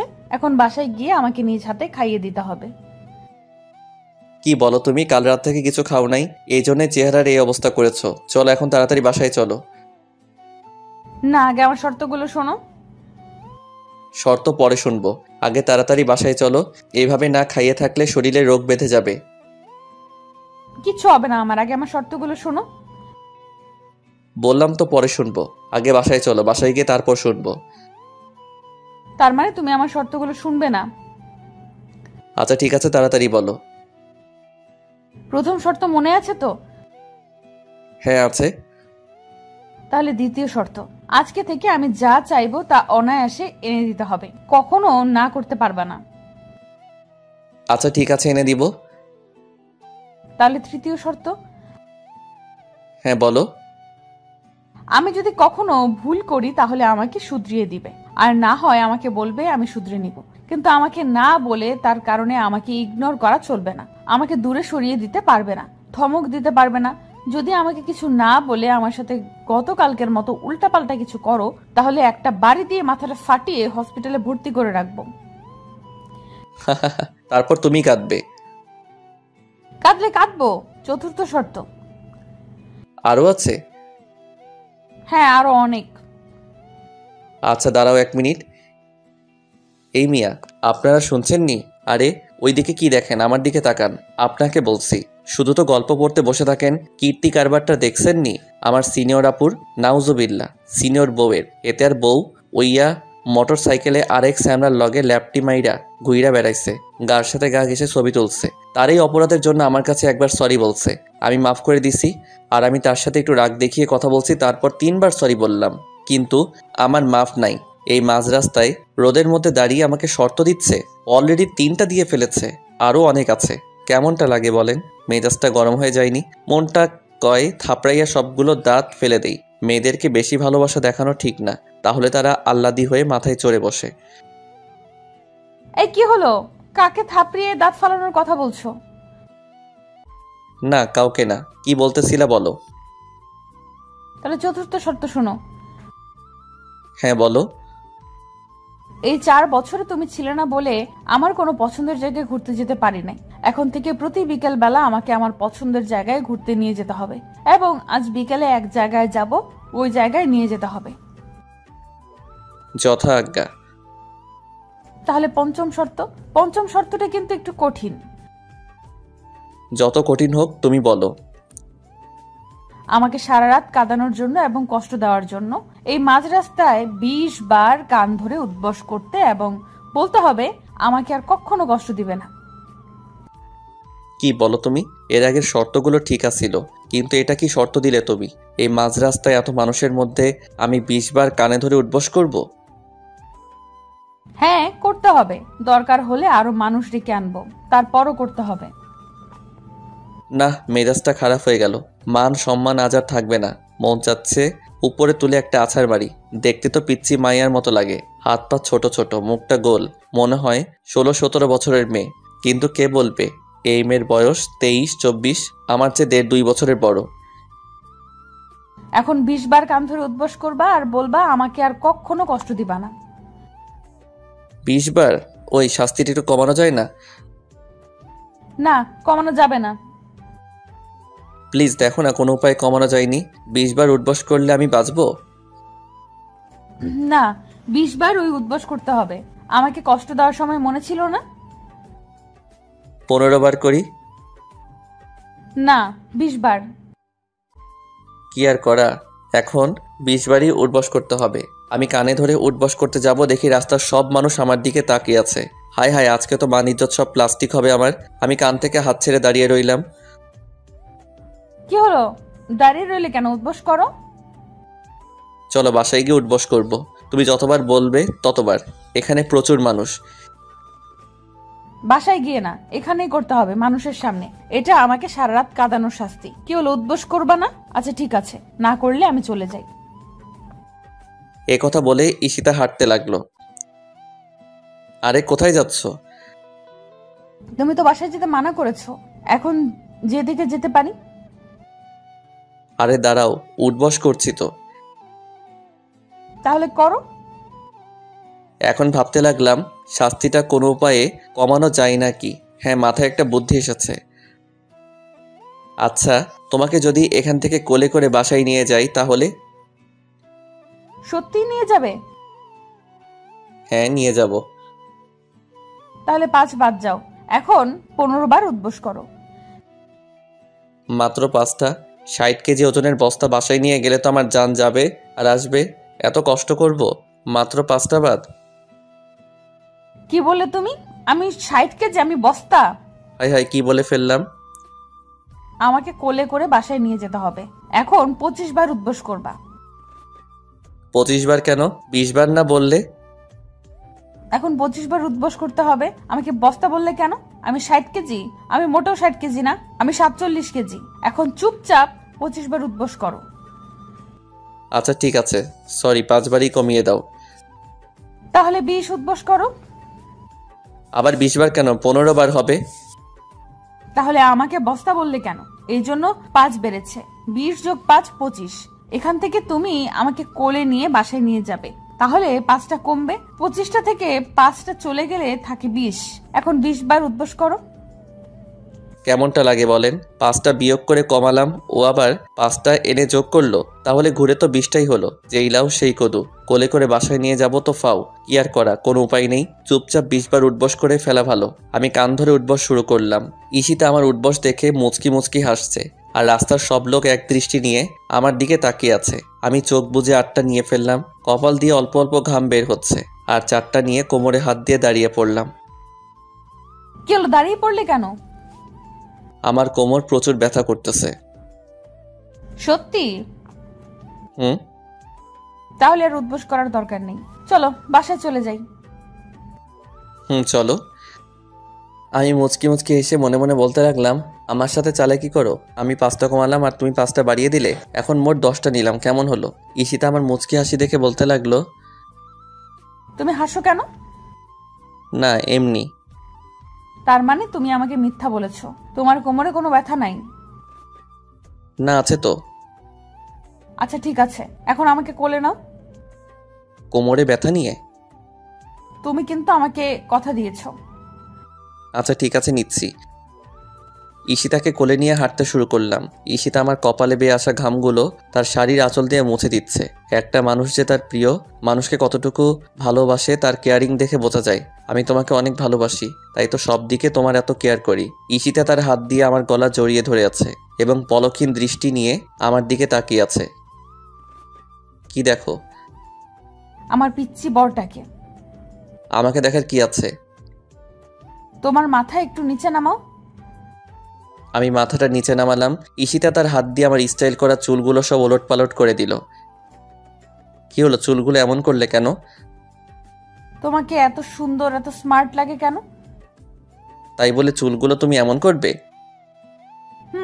100 বার করব, কেউ যেন তোমার দিকে না তাকায়, শুধু আমি দেখব। তাই শুধু তুমি দেখবে? বাসার সামনে গিয়ে ঈশিতাকে কোল থেকে নামিয়ে দিলাম। দরজার কলিং বেল চাপ দিতেই আম্মু এসে দরজা খুলে দিল। আম্মু ঈশিতাকে দেখে বলতে লাগলো, কি হলো, চলে আসলি কেন? তোমার ছেলে নিয়ে আসছে। আমার ছেলে তো তোর সাথে গতকাল রাতে খারাপ ব্যবহার করেছে। তোমার ছেলে আমার কাছে প্রমিস করেছে আর কখনো এরকম করবে না, না হলে আমি আসতাম না। ফের যদি আবার এরকম করে তাহলে একেবারে চলে যাব, আর কখনো আসবো না। না, এখন আমাকে খাবার দাও, আমার প্রচুর খিদে লেগেছে। তোমার ছেলের জন্য একদিন না খেয়েছিলাম। ঠিক আছে, তুই টেবিলে বস, আমি খাবার দিচ্ছি। না, টেবিলে বসে খাবো না, তুমি খাবার দাও, আমি রুমে নিয়ে খাবো। আম্মু ঈশিতার দিকে তাকিয়ে একটা মুচকি হাসি দিল। মার চোখ ফাঁকি দেওয়ার মতো কেউ নাই। আম্মু হয়তো বুঝে ফেলেছে ঈশিতা কি জন্য রুমে খাবার নিয়ে খাবে। আমি রুমে এসে বিছানায় শুয়ে পড়লাম। 2-3 মিনিট পর ঈশিতা খাবার প্লেট হাতে নিয়ে রুমে ঢুকলো। দেখে আমি বিছানায় শুয়ে আছি বলতে লাগলো, কি হলো, শুয়ে পড়লে কেন? উঠো বলছি। শুয়ে পড়ছি কি সাদে? তোমাকে কোলে করে নিয়ে আসতেই তো আমার জান শেষ। তার মানে বোঝাচ্ছ আমি অনেক উইট? আমি কখন বললাম তুমি অনেক উইট? এই যে বললে আমাকে কোলে করে নিয়ে আসতে আসতে তোমার জান শেষ, আর ভুলেও কখনো বলবো না আমাকে কোলে নেওয়ার জন্য। ঈশিতা রাগ করে খাবার প্লেট হাতে নিয়ে রুম থেকে চলে যাচ্ছে। আরে কোথায় যাচ্ছ? নিচে যাচ্ছি, খাবো না আমি। কেন, তুমি না বললে তোমাকে নিজ হাতে খাইয়ে দিতে? না, কেউ খাইয়ে দিতে হবে না, আমি খাবোই না। কেন? তুমি ওই সময় বললে আমি বস্তা, এখন বলছো আমি অনেক উইট, খাবো না আমি। আচ্ছা বাবা, সরি, আর কখনো এগুলো বলবো না। তুমি যখন বলবে তখনই তোমাকে কোলে নিব। সত্যি আমি যখন বলবো তখন নিবা তো? হ্যাঁ নিব। তাহলে এখন আমাকে কোলে নিয়ে খাইয়ে দিবা। কেমন মাইয়া বলেন, এখন বললো খাবে না, আবার এখনই বলে কোলে তুলে খাইয়ে দিতে হবে। কথা বললেই বিপদ। এখন যদি বলি তুমি না বললে আর কখনো কোলে উঠবা না, তাহলে রাগ খাবারের প্লেটে ফেলে দিয়ে চলে যাবে। এই সুন্দর কিউট মাইয়াগুলোর এত রাগী হয় কেন? ঈশিতাকে কোলে নিয়ে খাইয়ে দিচ্ছি। একটা লোকমা দিয়েছি, অনেক বড় দোগাল ফুলিয়ে চিবোচ্ছে, আর কি যেন বলার চেষ্টা করছে, কিন্তু মুখ দিয়ে শুধু শব্দ বের হচ্ছে। আমি হাত দিয়ে ইশারা করে বললাম, আগে খেয়ে নাও, তারপর কথা বলবা। ঈশিতা মুখের ভাত শেষ করে বলতে লাগলো, এত বড় লোকমা দিয়েছো কেন? আমার চাবাতে অনেক কষ্ট হয়েছে। তুমি না বললে তোমার অনেক খিদে লেগেছে? তাই বলে সব একেবারে দিয়ে দিবা নাকি? ছোট ছোট লোকমা দাও। আচ্ছা ঠিক আছে। এবার ঈশিতাকে একটা ছোট লোকমা দিলাম, তারপরও দুগাল ফুলিয়ে চাবাচ্ছে। আমি জিজ্ঞাসা করলাম, এবার তো ছোট লোকমা দিলাম, তাহলে দুগাল ফুলিয়ে চাবাচ্ছ কেন? একটা ঢোক গিলে বলতে লাগলাম, এটা আমার ছোটবেলার অভ্যাস। আমি ঈশিতার খাবারের স্টাইল দেখে আমার হাসি উঠে গেল। ঈশিতার কাছে পিচ্চি বাচ্চারাও হার মানবে। বাচ্চারা মনে হয় এই সিস্টেমে খাবার খায় না। ঈশিতাকে খাবার খাওয়ানো শেষ করতেই দেরি, আম্মু ডাক দিতে দেরি নয়। একটু রোমান্স করবো সেই সুযোগটা পেলাম না। আমি গোসল দিয়ে মসজিদে নামাজ পড়তে চলে গেলাম। নামাজ শেষ করে মসজিদে কিছুক্ষণ কোরআন তেলাওয়াত করে তারপর বাসায় আসলাম। বাসায় এসে দেখি টেবিলে খাবার রেডি, সবাই মিলে খাওয়া দাওয়া করলাম। ঈশিতা আগে উঠে চলে গেল। আমি আব্বুর সাথে একটা বিষয় নিয়ে কথা বলতেছি। আব্বুর সাথে কথা বলা শেষ করে আমি আমার রুমের দিকে পা বাড়ালাম। রুমে ঢুকে দেখি ঈশিতা ড্রেসিংয়ের আয়নার সামনে বসে চুল আঁচড়াচ্ছে। আমি দরজাটা লাগাতে গিয়ে দরজাটা একটু জোরে আওয়াজ হলো। ঈশিতা হকচকিয়ে বলল, কে? ঈশিতা এত জোরে কে বলছে? আমি একটু ভয় পেয়ে গেলাম। এমন তার ছেড়ে আমি দেখি নাই। এ বাসায় আব্বু আম্মু আমি আর ঈশিতা ছাড়া কেউ নাই। তাহলে রুমে কে আসবে? ঈশিতা আমার দিকে তাকিয়ে আছে। আমিও এক দৃষ্টি নিয়ে ঈশিতার দিকে তাকিয়ে ওকে খুব সুন্দর লাগছে। আমি একটু মজা নেওয়ার জন্য সিনেমায় অ্যাক্টিং শুরু করলাম। দেখি ঈশিতা কি করে। হাই সুন্দরী, তুমি আমাকে চিনো না? আমি কে? কিছুদিন আগে সবার সামনে তুমি আমার গালে থাপ্পড় দিয়েছিলে। আমি আজ তার প্রতিশোধ নেব। এই নির্জন বাসায় তোমাকে একা পেয়েছি। আজ কেউই তোমাকে আমার হাত থেকে রক্ষা করতে পারবে না। হা হা হা হা। আমি তোদের মতো সন্ত্রাসীকে ভয় পাই না। তাই নাকি সুন্দরী? আজ তোমাকে দেখাবো ভয় কত প্রকার ও কি কি। এ কথা বলে আমি ঈশিতার দিকে এগিয়ে যেতে লাগলাম। ঈশিতা বলতে শুরু করলো, প্লিজ আপনি আমার কাছে আসবেন না। আমি কিন্তু চিৎকার করব, লোক ডাকবো। হাই হাই, এ তো দেখি অ্যাক্টিংয়ে আমার ওস্তাদ। হা হা হা। চিৎকার করে কোনো লাভ হবে না সুন্দরী। তোমার চিৎকার শুনে কেউ আসবে না। তাই চুপচাপ বসে থাকো আর আমার লীলা খেলা দেখতে থাকো। আমি ঈশিতার দিকে এগিয়ে যেতে লাগলাম। ঈশিতা বলতে লাগলো, তুই আমার কাছে আসবি না শয়তান। তুই আমার স্বামীকে চিনিস না। আমার স্বামী যদি একবার জানতে পারে তাহলে তোকে জ্যান্ত মাটিতে দিয়ে ফেলবে। হা হা হা হা। তাই নাকি? ডাক তোর স্বামীকে। ঈশিতা চোখ বুজে ফারাবি বলে একটা ডাক দিল। সাথে সাথে আমি অ্যাক্টিং ছেড়ে দিয়ে হাতের ডেনাটা একটু উপরে তুললাম। চুলগুলো হাত দিয়ে নাড়া দিয়ে ঈশিতার সামনে গিয়ে বললাম, কি হয়েছে ঈশিতা? এত জোরে চিৎকার করলে কেন? একটা গুন্ডা এসেছিল। কোথায়? তুমি আসার পরে চলে গেছে। তাই? হুম। দুজনেই জোরে হেসে উঠলাম। ঈশিতাকে ড্রেসিংয়ের আয়নার সামনে থেকে কোলে তুলে নিলাম। তারপর বিছানার দিকে এগিয়ে যেতে লাগলাম। ঈশিতা তার হাত দিয়ে আমার গলা জড়িয়ে ধরেছে। বিছানার কাছে নিয়ে ওকে শুইয়ে দিলাম। ঈশিতা চোখ বন্ধ করে জোরে জোরে নিঃশ্বাস নিতে লাগলো। আমি ঈশিতার সেই নিঃশ্বাসের আওয়াজ স্পষ্ট শুনতে পারছি। আমি আস্তে আস্তে ঈশিতার গোলাপি ঠোঁট জোড়ার দিকে এগিয়ে যাচ্ছি। ঈশিতার বুক খুব দ্রুত ওঠানামা করছে। আমি যখন ঈশিতার ঠোঁট জোড়াগুলো নিজের আয়ত্তে নিয়ে নেব এমন সময় ঈশিতার দিকে তাকালাম। ওর কপালে অল্প অল্প ঘামের ফোঁটা, ঠোঁটগুলো শুকিয়ে একটা থেকে আরেকটা আলাদা হয়ে আছে। ঈশিতার গরম উষ্ণ নিঃশ্বাস আমার মুখের উপর পড়ছে। নিজেকে এক অজানা জগতে হারিয়ে ফেলছি। আমি ঈশিতার ঠোঁট জোড়ার কাছে আমার ঠোঁট জোড়া নিয়ে ফিরিয়ে আনলাম। পরক্ষণে ঈশিতা তার চোখ খুলে তাকালো এবং বলতে লাগলো, কি হলো? না কিছু না। সরো আমার উপর থেকে, খালামণি ডাকছে। কেউ ডাকছে না, চুপচাপ শুয়ে থাকো। ঈশিতা আমার কথা মতো চুপ হয়ে শুয়ে রইল। এবারও আমি ঈশিতার ঠোঁট জোড়ার কাছে আমার ঠোঁট জোড়া নিলাম। ঈশিতা চোখ বন্ধ করে জোরে জোরে নিঃশ্বাস ফেলছে আর কারো ঠোঁটের স্পর্শ পাওয়ার জন্য তার ঠোঁটগুলো অল্প অল্প কাঁপন তুলছে। আমি আস্তে আস্তে ঈশিতার ঠোঁটগুলো নিজের আয়ত্তে নিয়ে নিলাম। দুজনের গরম উষ্ণ নিঃশ্বাস মিলে একাকার হয়ে গেল। ঈশিতা তার হাত দিয়ে আমার চুল খামচে ধরেছে। কতক্ষণ পর্যন্ত দুজন বিভোর হয়েছিলাম ভালোবাসার মধুময় ফিলিংসে বলতে পারবো না। কিছুক্ষণ পর ঈশিতা আমাকে ধাক্কা দিয়ে নিচে ফেলে আমার বুকে এসে শুয়ে পড়ল এবং জোরে জোরে হাঁপাতে লাগলো। আমি বড় বড় কয়েকটা নিঃশ্বাস নিয়ে ঈশিতাকে বললাম, এখন ওঠো, আমার একটু বাহিরে যেতে হবে। বাহিরে কেন? আমার একটু কাজ আছে। না, কোথাও যেতে পারবে না। আমি এখন ঘুমাবো। ঘুমাবে ভালো কথা, বালিশে ঘুমাও। না, আমি তোমার বুকে ঘুমাবো। আমি বলছি না তোমার বুকটা শুধু আমার জন্য বরাদ্দ। এখন কোনো কথা নয়। গতকাল রাতে ঘুমাতে পারি নাই তোমার জন্য। এখন আমি ঘুমাবো, তুমি চুপচাপ শুয়ে থাকো। আরে এই দিনের বেলা আমার ঘুমে ধরবে না তো। ঘুমে না ধরলেও তোমার শুয়ে থাকতে হবে। যতক্ষণ পর্যন্ত আমি ঘুমাবো ততক্ষণ পর্যন্ত একদম নড়াচড়া করবে না। নড়াচড়া করলে কিন্তু একদম মেরে ফেলবো। পাগলি একটা। কি আর করা, বাধ্য হয়ে বুকে নিয়ে শুয়ে আছি। এই দিনের বেলা তো ঘুম আসবে না।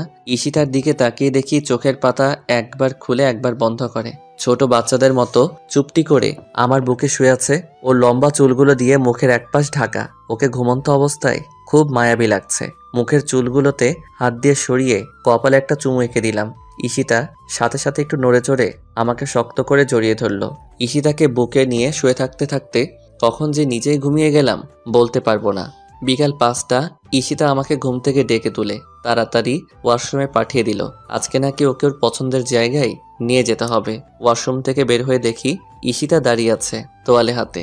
আমার ভেজা চুলগুলো তোয়ালে দিয়ে মুছে দিল।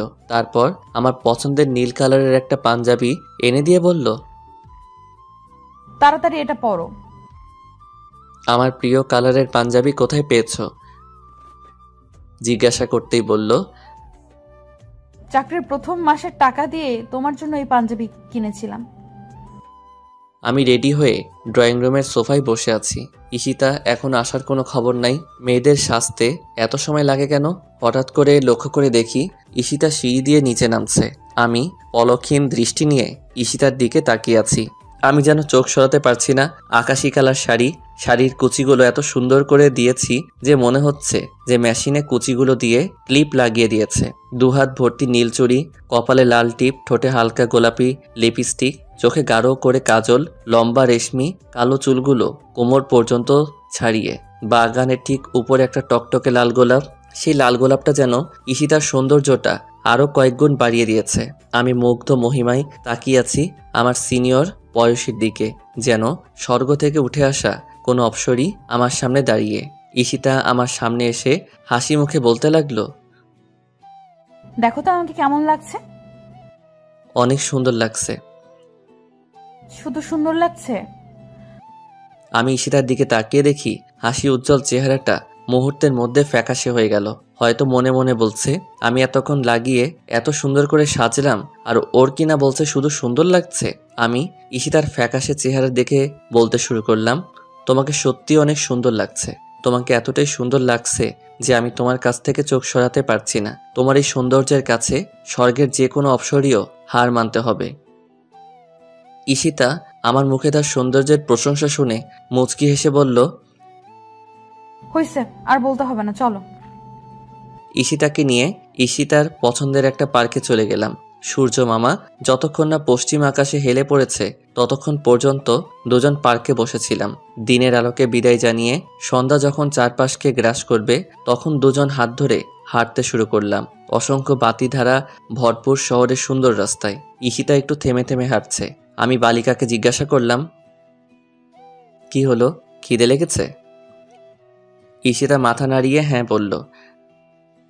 তাহলে চলো একটা রেস্টুরেন্টে খেয়ে বাসায় চলে যাব। দুজনে হাঁটছি। হঠাৎ করে একটু দূরে একটা ফুচকার দোকান দেখা যাচ্ছে।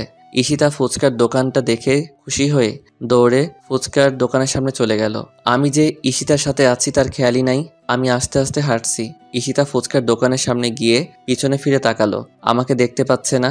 তার চোখ জোড়া পাগলের মতো আমাকে খুঁজতে লাগলো, এদিক ওদিক তাকাচ্ছে। পরক্ষণে আমি যখন তার সামনে গেলাম সে দৌড়ে আমার কাছে আসলো এবং হাঁপাতে হাঁপাতে বলতে লাগলো, কোথায় ছিলে তুমি? তুমি এত আস্তে আস্তে হাঁটো কেন? আমি তো ভয় পেয়ে গেছিলাম। তুমি তো আমাকে রাস্তায় ফেলে চলে আসছো। সরি, এখন চলো ফুচকা খাবো। কিসের ফুচকা? ফুচকা ভালো না, চলো রেস্টুরেন্টে কিছু খেয়ে তারপর বাসায় চলে যাব।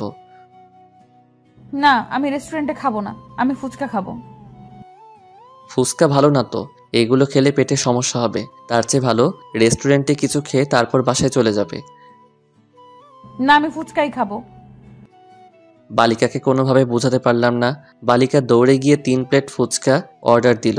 2টাই ঝাল একটু বেশি আর একটা একটু কম। আমি বালিকাকে জিজ্ঞাসা করলাম, 3 প্লেট ফুচকা কেন আর একটাই ঝাল কম, 2টাই বেশি কেন? ঈশিতা উত্তর দিল, দুটো আমি খাবো, সেই দুটোই ঝাল বেশি। তুমি একটা খাবে, ওটায় ঝাল একটু কম। তুমি তো আবার ঝাল বেশি খেতে পারো না। বালিকা আমার জন্য ঝাল ছাড়া 1 প্লেট ফুচকা অর্ডার দিল। বালিকা মনে করেছে আমি আগে সেই পিচ্চি ফারাবি রয়ে গেছি। মাথায় একটা দুষ্টুমি বুদ্ধি এসে চাপলো। ফুচকাওয়ালা মামাকে কিছু টাকা দিয়ে বললাম, একটার মধ্যে প্রচুর ঝাল দিবে আর তোমার ড্রামের সব পানি ফেলে দিবে। বালিকা যদি জিজ্ঞেস করে তোমার এখানে পানি আছেনি, তুমি না বলবে। কোনো দোকানের কথা জিজ্ঞাসা করলে বলবে 30 মিনিটের মতো লাগবে। যেই ভাবা সেই কাজ। ফুচকাওয়ালা মামা 1 প্লেট ফুচকা প্রচুর ঝাল দিয়ে আমাকে দিল আর ঈশিতাকে 2 প্লেট। আমি ফুচকা মুখে দিয়ে দেখে আসলেই প্রচুর ঝাল দিয়েছে। ঈশিতা আমার দিকে না তাকিয়ে চোখ বুজে খাওয়া শুরু করেছে। বালিকা কিছুক্ষণের ভিতরে 1 প্লেট ফুচকা শেষ করে ফেললো। আমি ঝালের কারণে অল্প অল্প মুখে দিচ্ছি। ঈশিতা আরেক প্লেট ফুচকা প্রায় শেষের দিকে। তখন আমি ঝালের কারণে চেঁচিয়ে উঠলাম, সত্যি আমার অনেক ঝাল লেগেছে। ঝালের কারণে চোখ দিয়ে পানি চলে আসছে। ঈশিতা বলতে লাগলো, কি হয়েছে? আমার প্রচুর ঝাল লেগেছে। তোমার এটাই তো ঝাল দেয় না? ঝাল না দিলে কি আমি স্বাদে চিল্লাচ্ছি? ঈশিতা আমার দিকে লক্ষ্য করে দেখে আসলে ঝালের কারণে আমার চেহারা পুরো লাল হয়ে গিয়েছে, চোখ দিয়ে পানি পড়ছে। ঈশিতা ফুচকার প্লেটটা রেখে তাড়াতাড়ি ফুচকাওয়ালা মামার কাছে গিয়ে বলতে লাগলো, তাড়াতাড়ি পানি দেন। পানি তো নাই ম্যাডাম। কি বলছেন আপনি? আপনাকে না না করেছি ওর এটার মধ্যে ঝাল না দেওয়ার জন্য? আপনি ঝাল দিলেন কেন ওইটায়? ম্যাডাম ভুলে ঝাল পড়ে গেছে।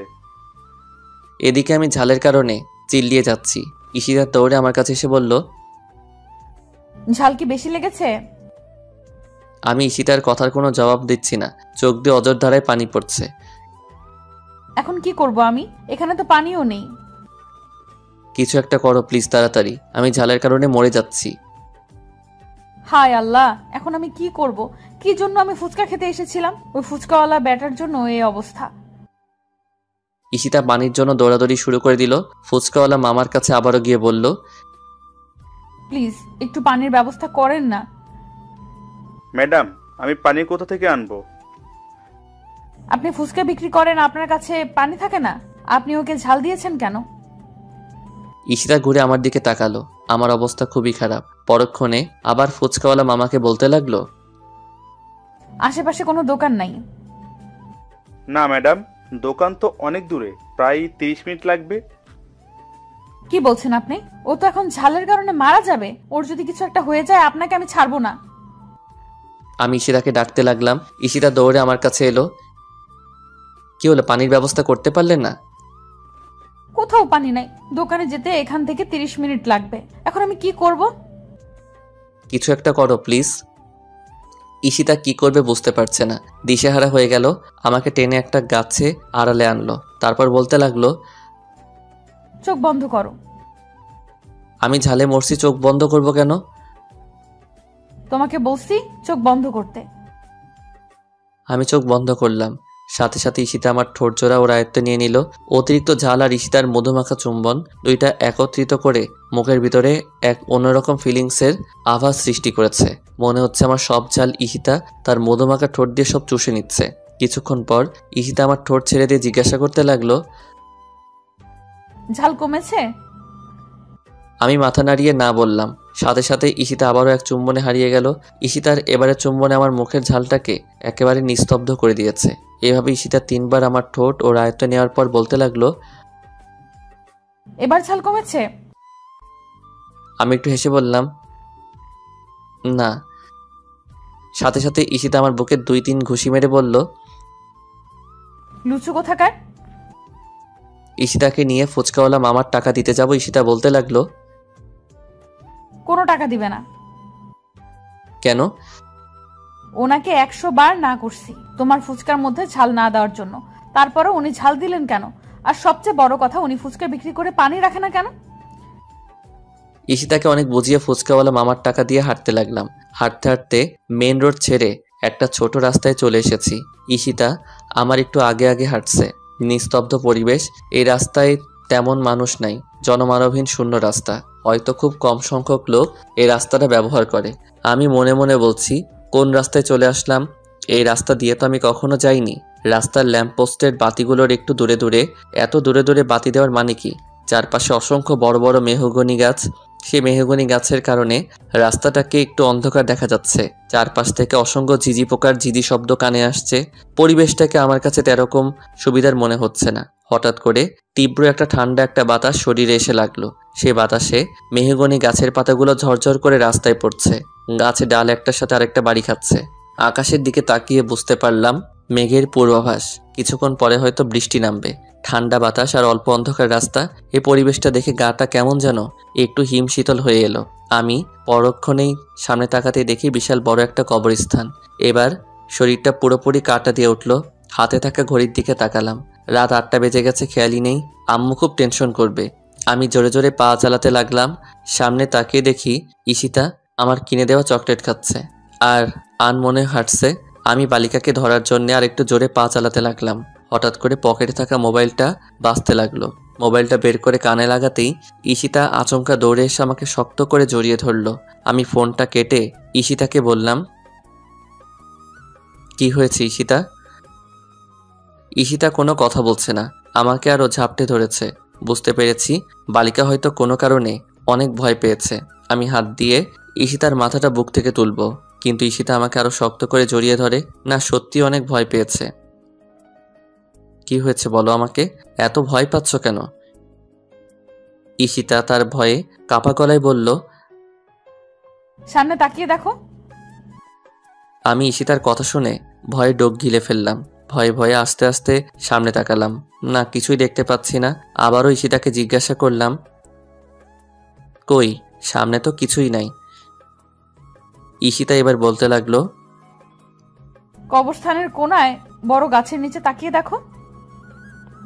এবার সত্যি সত্যি ঈশিতার কথা শুনে গলা শুকিয়ে গিয়েছে। কবরস্থানের দিকে চোখ তুলে তাকাবো, সে সাহসটুকু পাচ্ছি না। ঈশিতাকে জড়িয়ে ধরে ভয়ে ভয়ে কবরস্থানের কোনায় গাছটার দিকে চোখ তুলে তাকাতেই ভয়ে শরীরটা কেঁপে উঠল। গাছটার নিচে একজন মহিলা মনে হয় দাঁড়িয়ে আছে। দূর থেকে বেশি বোঝা যাচ্ছে না, কিন্তু পরনে সাদা ধবধবে কাপড়, এটা বোঝা যাচ্ছে। কি হতে পারে? এটা কোনো মানুষ না অন্য কিছু? আর এই জনমানবহীন রাস্তায় মানুষ আসবে কোথা থেকে? 20 মিনিট ধরে এই রাস্তা দিয়ে হাঁটছি, একটা মানুষও তো দেখতে পাইনি। আর মানুষ হলেও এই রাতের বেলা কবরস্থানের কোনায় কি করবে? তার মানে কি অন্য কিছু? ভূত, প্রেত, জিন? ঈশিতা বলতে লাগলো, কি দেখতে পেয়েছো? কি ওটা? এই তো কোনো মানুষ টানুষ হবে। মানুষ হলে রাতের বেলা কবরস্থানের কোনায় কি করবে? আর পরনে সাদা কাপড় থাকবে কেন? মানুষ কি সাদা কাপড় পরে না? পরে, কিন্তু রাতের বেলা সাদা কাপড় পরে কবরস্থানের কোনায় কি করবে? আমার কিন্তু খুব ভয় করছে। চলো আমরা অন্য রাস্তা দিয়ে চলে যাই।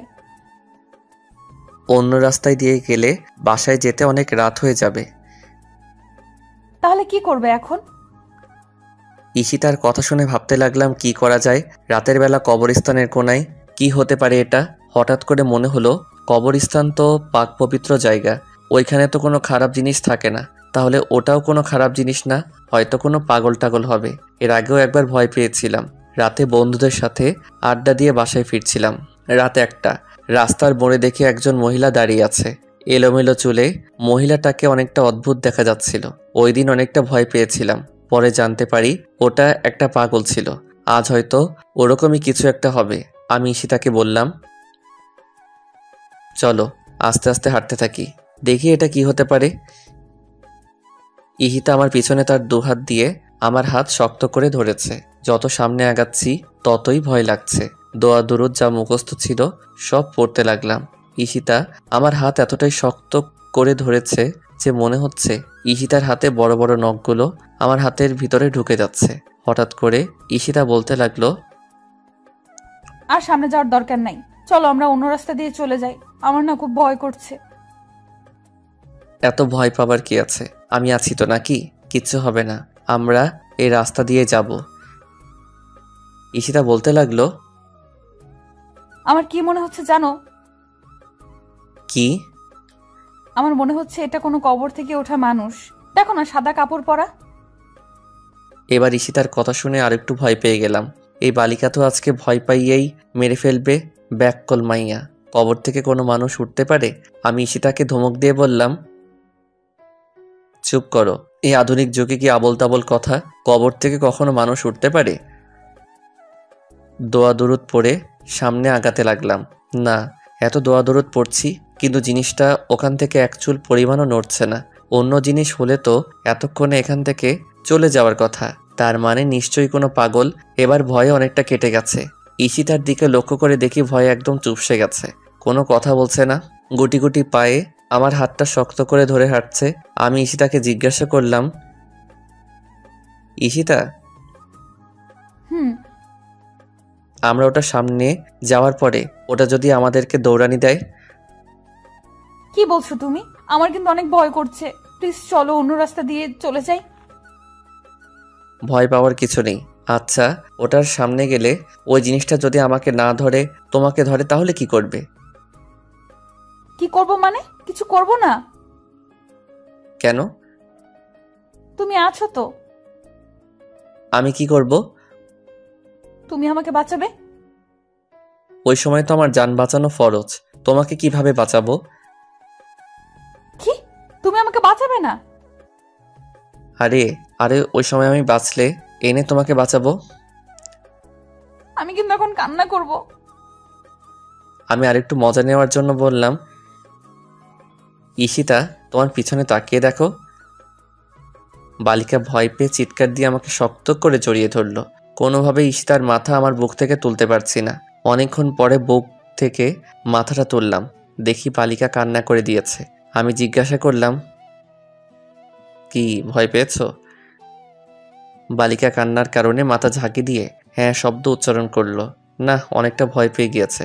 আমি ঈশিতার মাথাটা তুলে চোখের পানি মুছে দিয়ে বললাম, পাগলি একটা, এত ভয় পাবার কি, আমি আছি তো।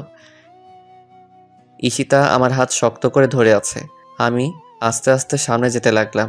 ঈশিতা আমাকে থামিয়ে বলতে লাগলো, আর সামনে যাওয়ার দরকার নাই। কেন? ওটা যদি তোমার কিছু করে? আমি একটা হাসি দিয়ে মনে মনে বলতে লাগলাম, পাগলি মেয়ে একটা, নিজেও ভয় পাবে আর সেই ভয়ের মধ্যে আমার কথাও চিন্তা করবে। এটাকেই তো ভালোবাসা বলে। নিজে বিপদে থেকেও সেই বিপদের মুহূর্তে প্রিয় মানুষটির কথা চিন্তা করে। আমি ঈশিতাকে বললাম, কিচ্ছু করবে না আমার, চলো। ঈশিতাকে নিয়ে ওই জিনিসটার কাছাকাছি চলে গেলাম। হ্যাঁ, স্পষ্ট দেখতে পাচ্ছি একজন মহিলা দাঁড়িয়ে আছে সাদা শাড়ি পরে। কিন্তু একজন মহিলা এত রাতে কবরস্থান কোণায় কি করে? হঠাৎ করে লক্ষ্য করলাম মহিলা কি যেন বলছে। মহিলার কথা শোনার জন্য আর একটু সামনে এগিয়ে গেলাম। সামনে গিয়ে পুরোপুরিভাবে বুঝতে পারলাম আমি যা ভেবেছিলাম তাই। একজন পাগল মুখ দিয়ে কি আবল তাবল বিলাপ করছে। ঈশিতাকে নিয়ে দ্রুত কবরস্থানের জায়গা ওভারটেক করে সামনে চলে আসলাম। কিছুক্ষণ হাঁটার পরে দেখতে পেলাম গাড়ি ঘোড়া চলছে, দোকানপাটও আছে। এর ভিতরে গড়ি গড়ি বৃষ্টি পড়া শুরু হয়েছে। তাড়াতাড়ি বাসায় যেতে হবে। একটা রিক্সা ঠিক করলাম, রিক্সায় উঠতে যাব। এমন সময় পকেটের থাকা মোবাইলটা বাজতে লাগলো। আম্মু ফোন দিয়েছে। হ্যাঁ আম্মু বলো।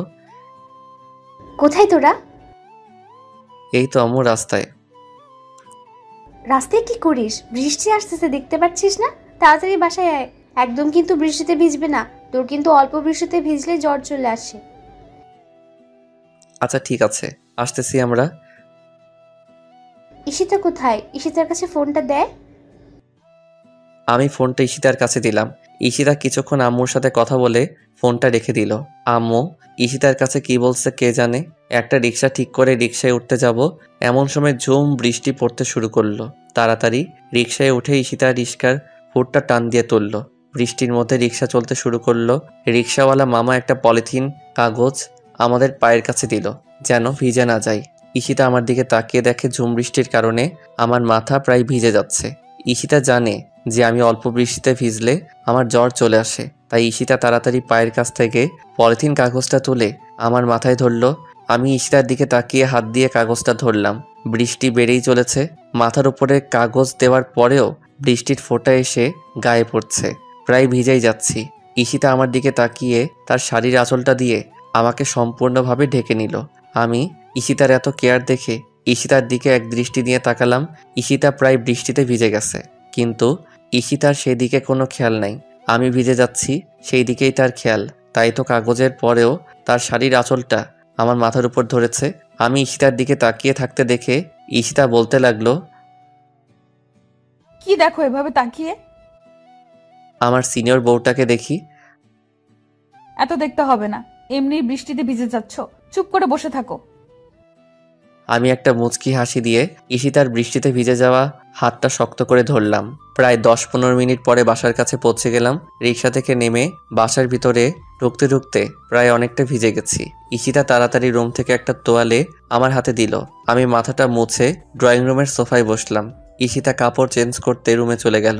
2 মিনিট পরে আম্মু এসে বলতে লাগলো, এতক্ষণ পর্যন্ত বাইরে ঘুরতে হয়? বৃষ্টিতে তো একেবারে ভিজে গেছিস, এখন তো জ্বর আসবে নিশ্চয়ই।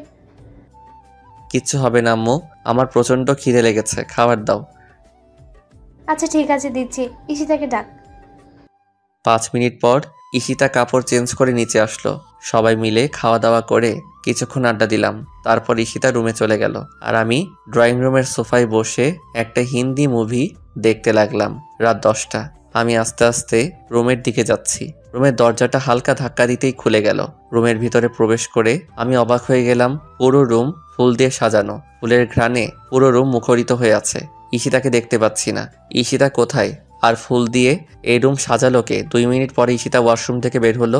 আমি ঈশিতার দিকে তাকিয়ে দেখি একটা আকাশি কালার শাড়ি পরা আছে, মাথায় হিজাব দেওয়া। ঈশিতা আমাকে দেখে বলতে লাগলো, এতক্ষণে নিচ থেকে আসলে, না আসলেই পারতে, আজকে ড্রয়িং রুমে ঘুমিয়ে থাকতা। আমি ঈশিতার কথা শুনে ঈশিতার একদম কাছে গেলাম। তারপর বললাম, কি ব্যাপার, রুম এভাবে ফুল দিয়ে সাজিয়েছে কে? আমি। কেন? কারণ আছে। ঈশিতা ওয়ার্ড্রপ থেকে নতুন একটা পাঞ্জাবি এনে আমার হাতে দিয়ে বলতে লাগলো, যাও তাড়াতাড়ি এই পাঞ্জাবিটা পরে অজু করে আসো। আমি বাধ্য ছেলের মতো কোনো কথা না বলে পাঞ্জাবিটা পরে ওয়াশরুম থেকে অজু করে আসলাম। ঈশিতা আমার কাছে এসে বলতে লাগলো, চলো এখন আমরা 4 রাকাত নফল নামাজ আদায় করব। 4 রাকাত নফল নামাজ আদায় করব? পুরো রুম ফুল দিয়ে সাজাইছো, আমি তো কিছুই বুঝতে পারছি না। ঈশিতা একটা মুচকি হাসি দিয়ে বলতে লাগলো, এত বুঝতে হবে না, চলো আমরা আগে 4 রাকাত নফল নামাজ পড়ি। নামাজ পড়বো? কেন? কেন নামাজ পড়বে শুনবে? ঈশিতা আমার পাঞ্জাবির বোতামগুলো লাগাতে লাগাতে বলতে লাগলো, তাহলে শোনো, আজ থেকে আমাদের নতুন জীবনের গল্প শুরু করব। দুজনের দেখা রঙিন স্বপ্নগুলো বাস্তবে রূপ দিব। তোমার আমার পবিত্র ভালোবাসা একই সুতোয় গাঁথবো। এই ঝুম বৃষ্টির রাতে তোমার আমার ভালোবাসার পূর্ণতা দিয়ে ভালোবাসাটা আরো মধুময় করে তুলবো। সে মধুময় ভালোবাসা দিয়ে দুজনে সুখের একটা স্বর্গ সংসার বানাবো। সে সুখের সংসারে থাকবো তুমি, আমি আর আমাদের একটা ছোট্ট সুন্দর ফুটফুটে রাজকুমার, যা ঠিক দেখতে তোমার মতো হবে। ঈশিতা এই কথা বলে জিহ্বায় কামড় দিয়ে ফেললো। যা, কি বলে ফেললাম? কি বললে? যা বলছি বলেছি। কি দিতে পারবা না একটা রাজকুমার ঠিক তোমার মতো? আমি মুচকি এসে ঈশিতাকে কাছে টেনে নিয়ে কপালে একটা চুমু দিয়ে বললাম, একটা কেন, 5টা দিব, তবে রাজকুমার নয়, রাজকন্যা, যার চেহারাটা হবে ঠিক তোমার মতো। না, আমার চেহারার মতো হওয়ার দরকার নাই। আমি চাই রাজকুমার তোমার মতো হোক। না, আমার রাজকন্যা চাই ঠিক তোমার মতো। না, আমার রাজকুমার চাই। না, আমার রাজকন্যা চাই। এখন কিন্তু বাড়াবাড়ি হয়ে যাচ্ছে।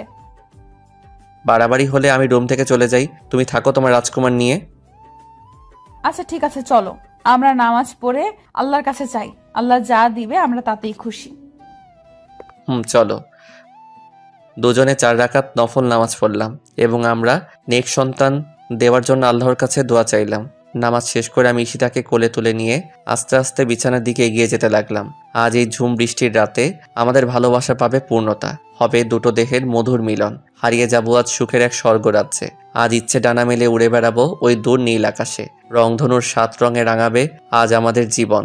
ভালোবাসার ছোট নৌকায় পাল তুলে পাড়ি দিব ওই দূর মহাসাগর। আজকের পর থেকে আমার জীবন নতুন এক অধ্যায়ের সূচনা হবে। প্রেমের নতুন একটা গল্প শুরু হবে। সেই প্রেমের নতুন গল্পের ভিতরে থাকবে রাগ, অভিমান, ঝগড়া, খুনসুটি, আর অফুরন্ত ভালোবাসা, অটুট বিশ্বাস, আর 2 চোখে দেখা হাজারো রঙিন স্বপ্ন। যতদিন থাকবো ক্ষণিকের এই দুনিয়াতে, কষ্ট নামের কোনো ঝড়ো হাওয়া যেন না আসে আমাদের এই অফুরন্ত ভালোবাসার বন্ধনে। বেঁচে থাকুক পৃথিবীতে এরকম পবিত্র ও সত্যিকারের ভালোবাসাগুলো, আর অচিরেই সেই দূর দেশে হারিয়ে যাক ভালোবাসা নামের মিথ্যে অভিনয়গুলো।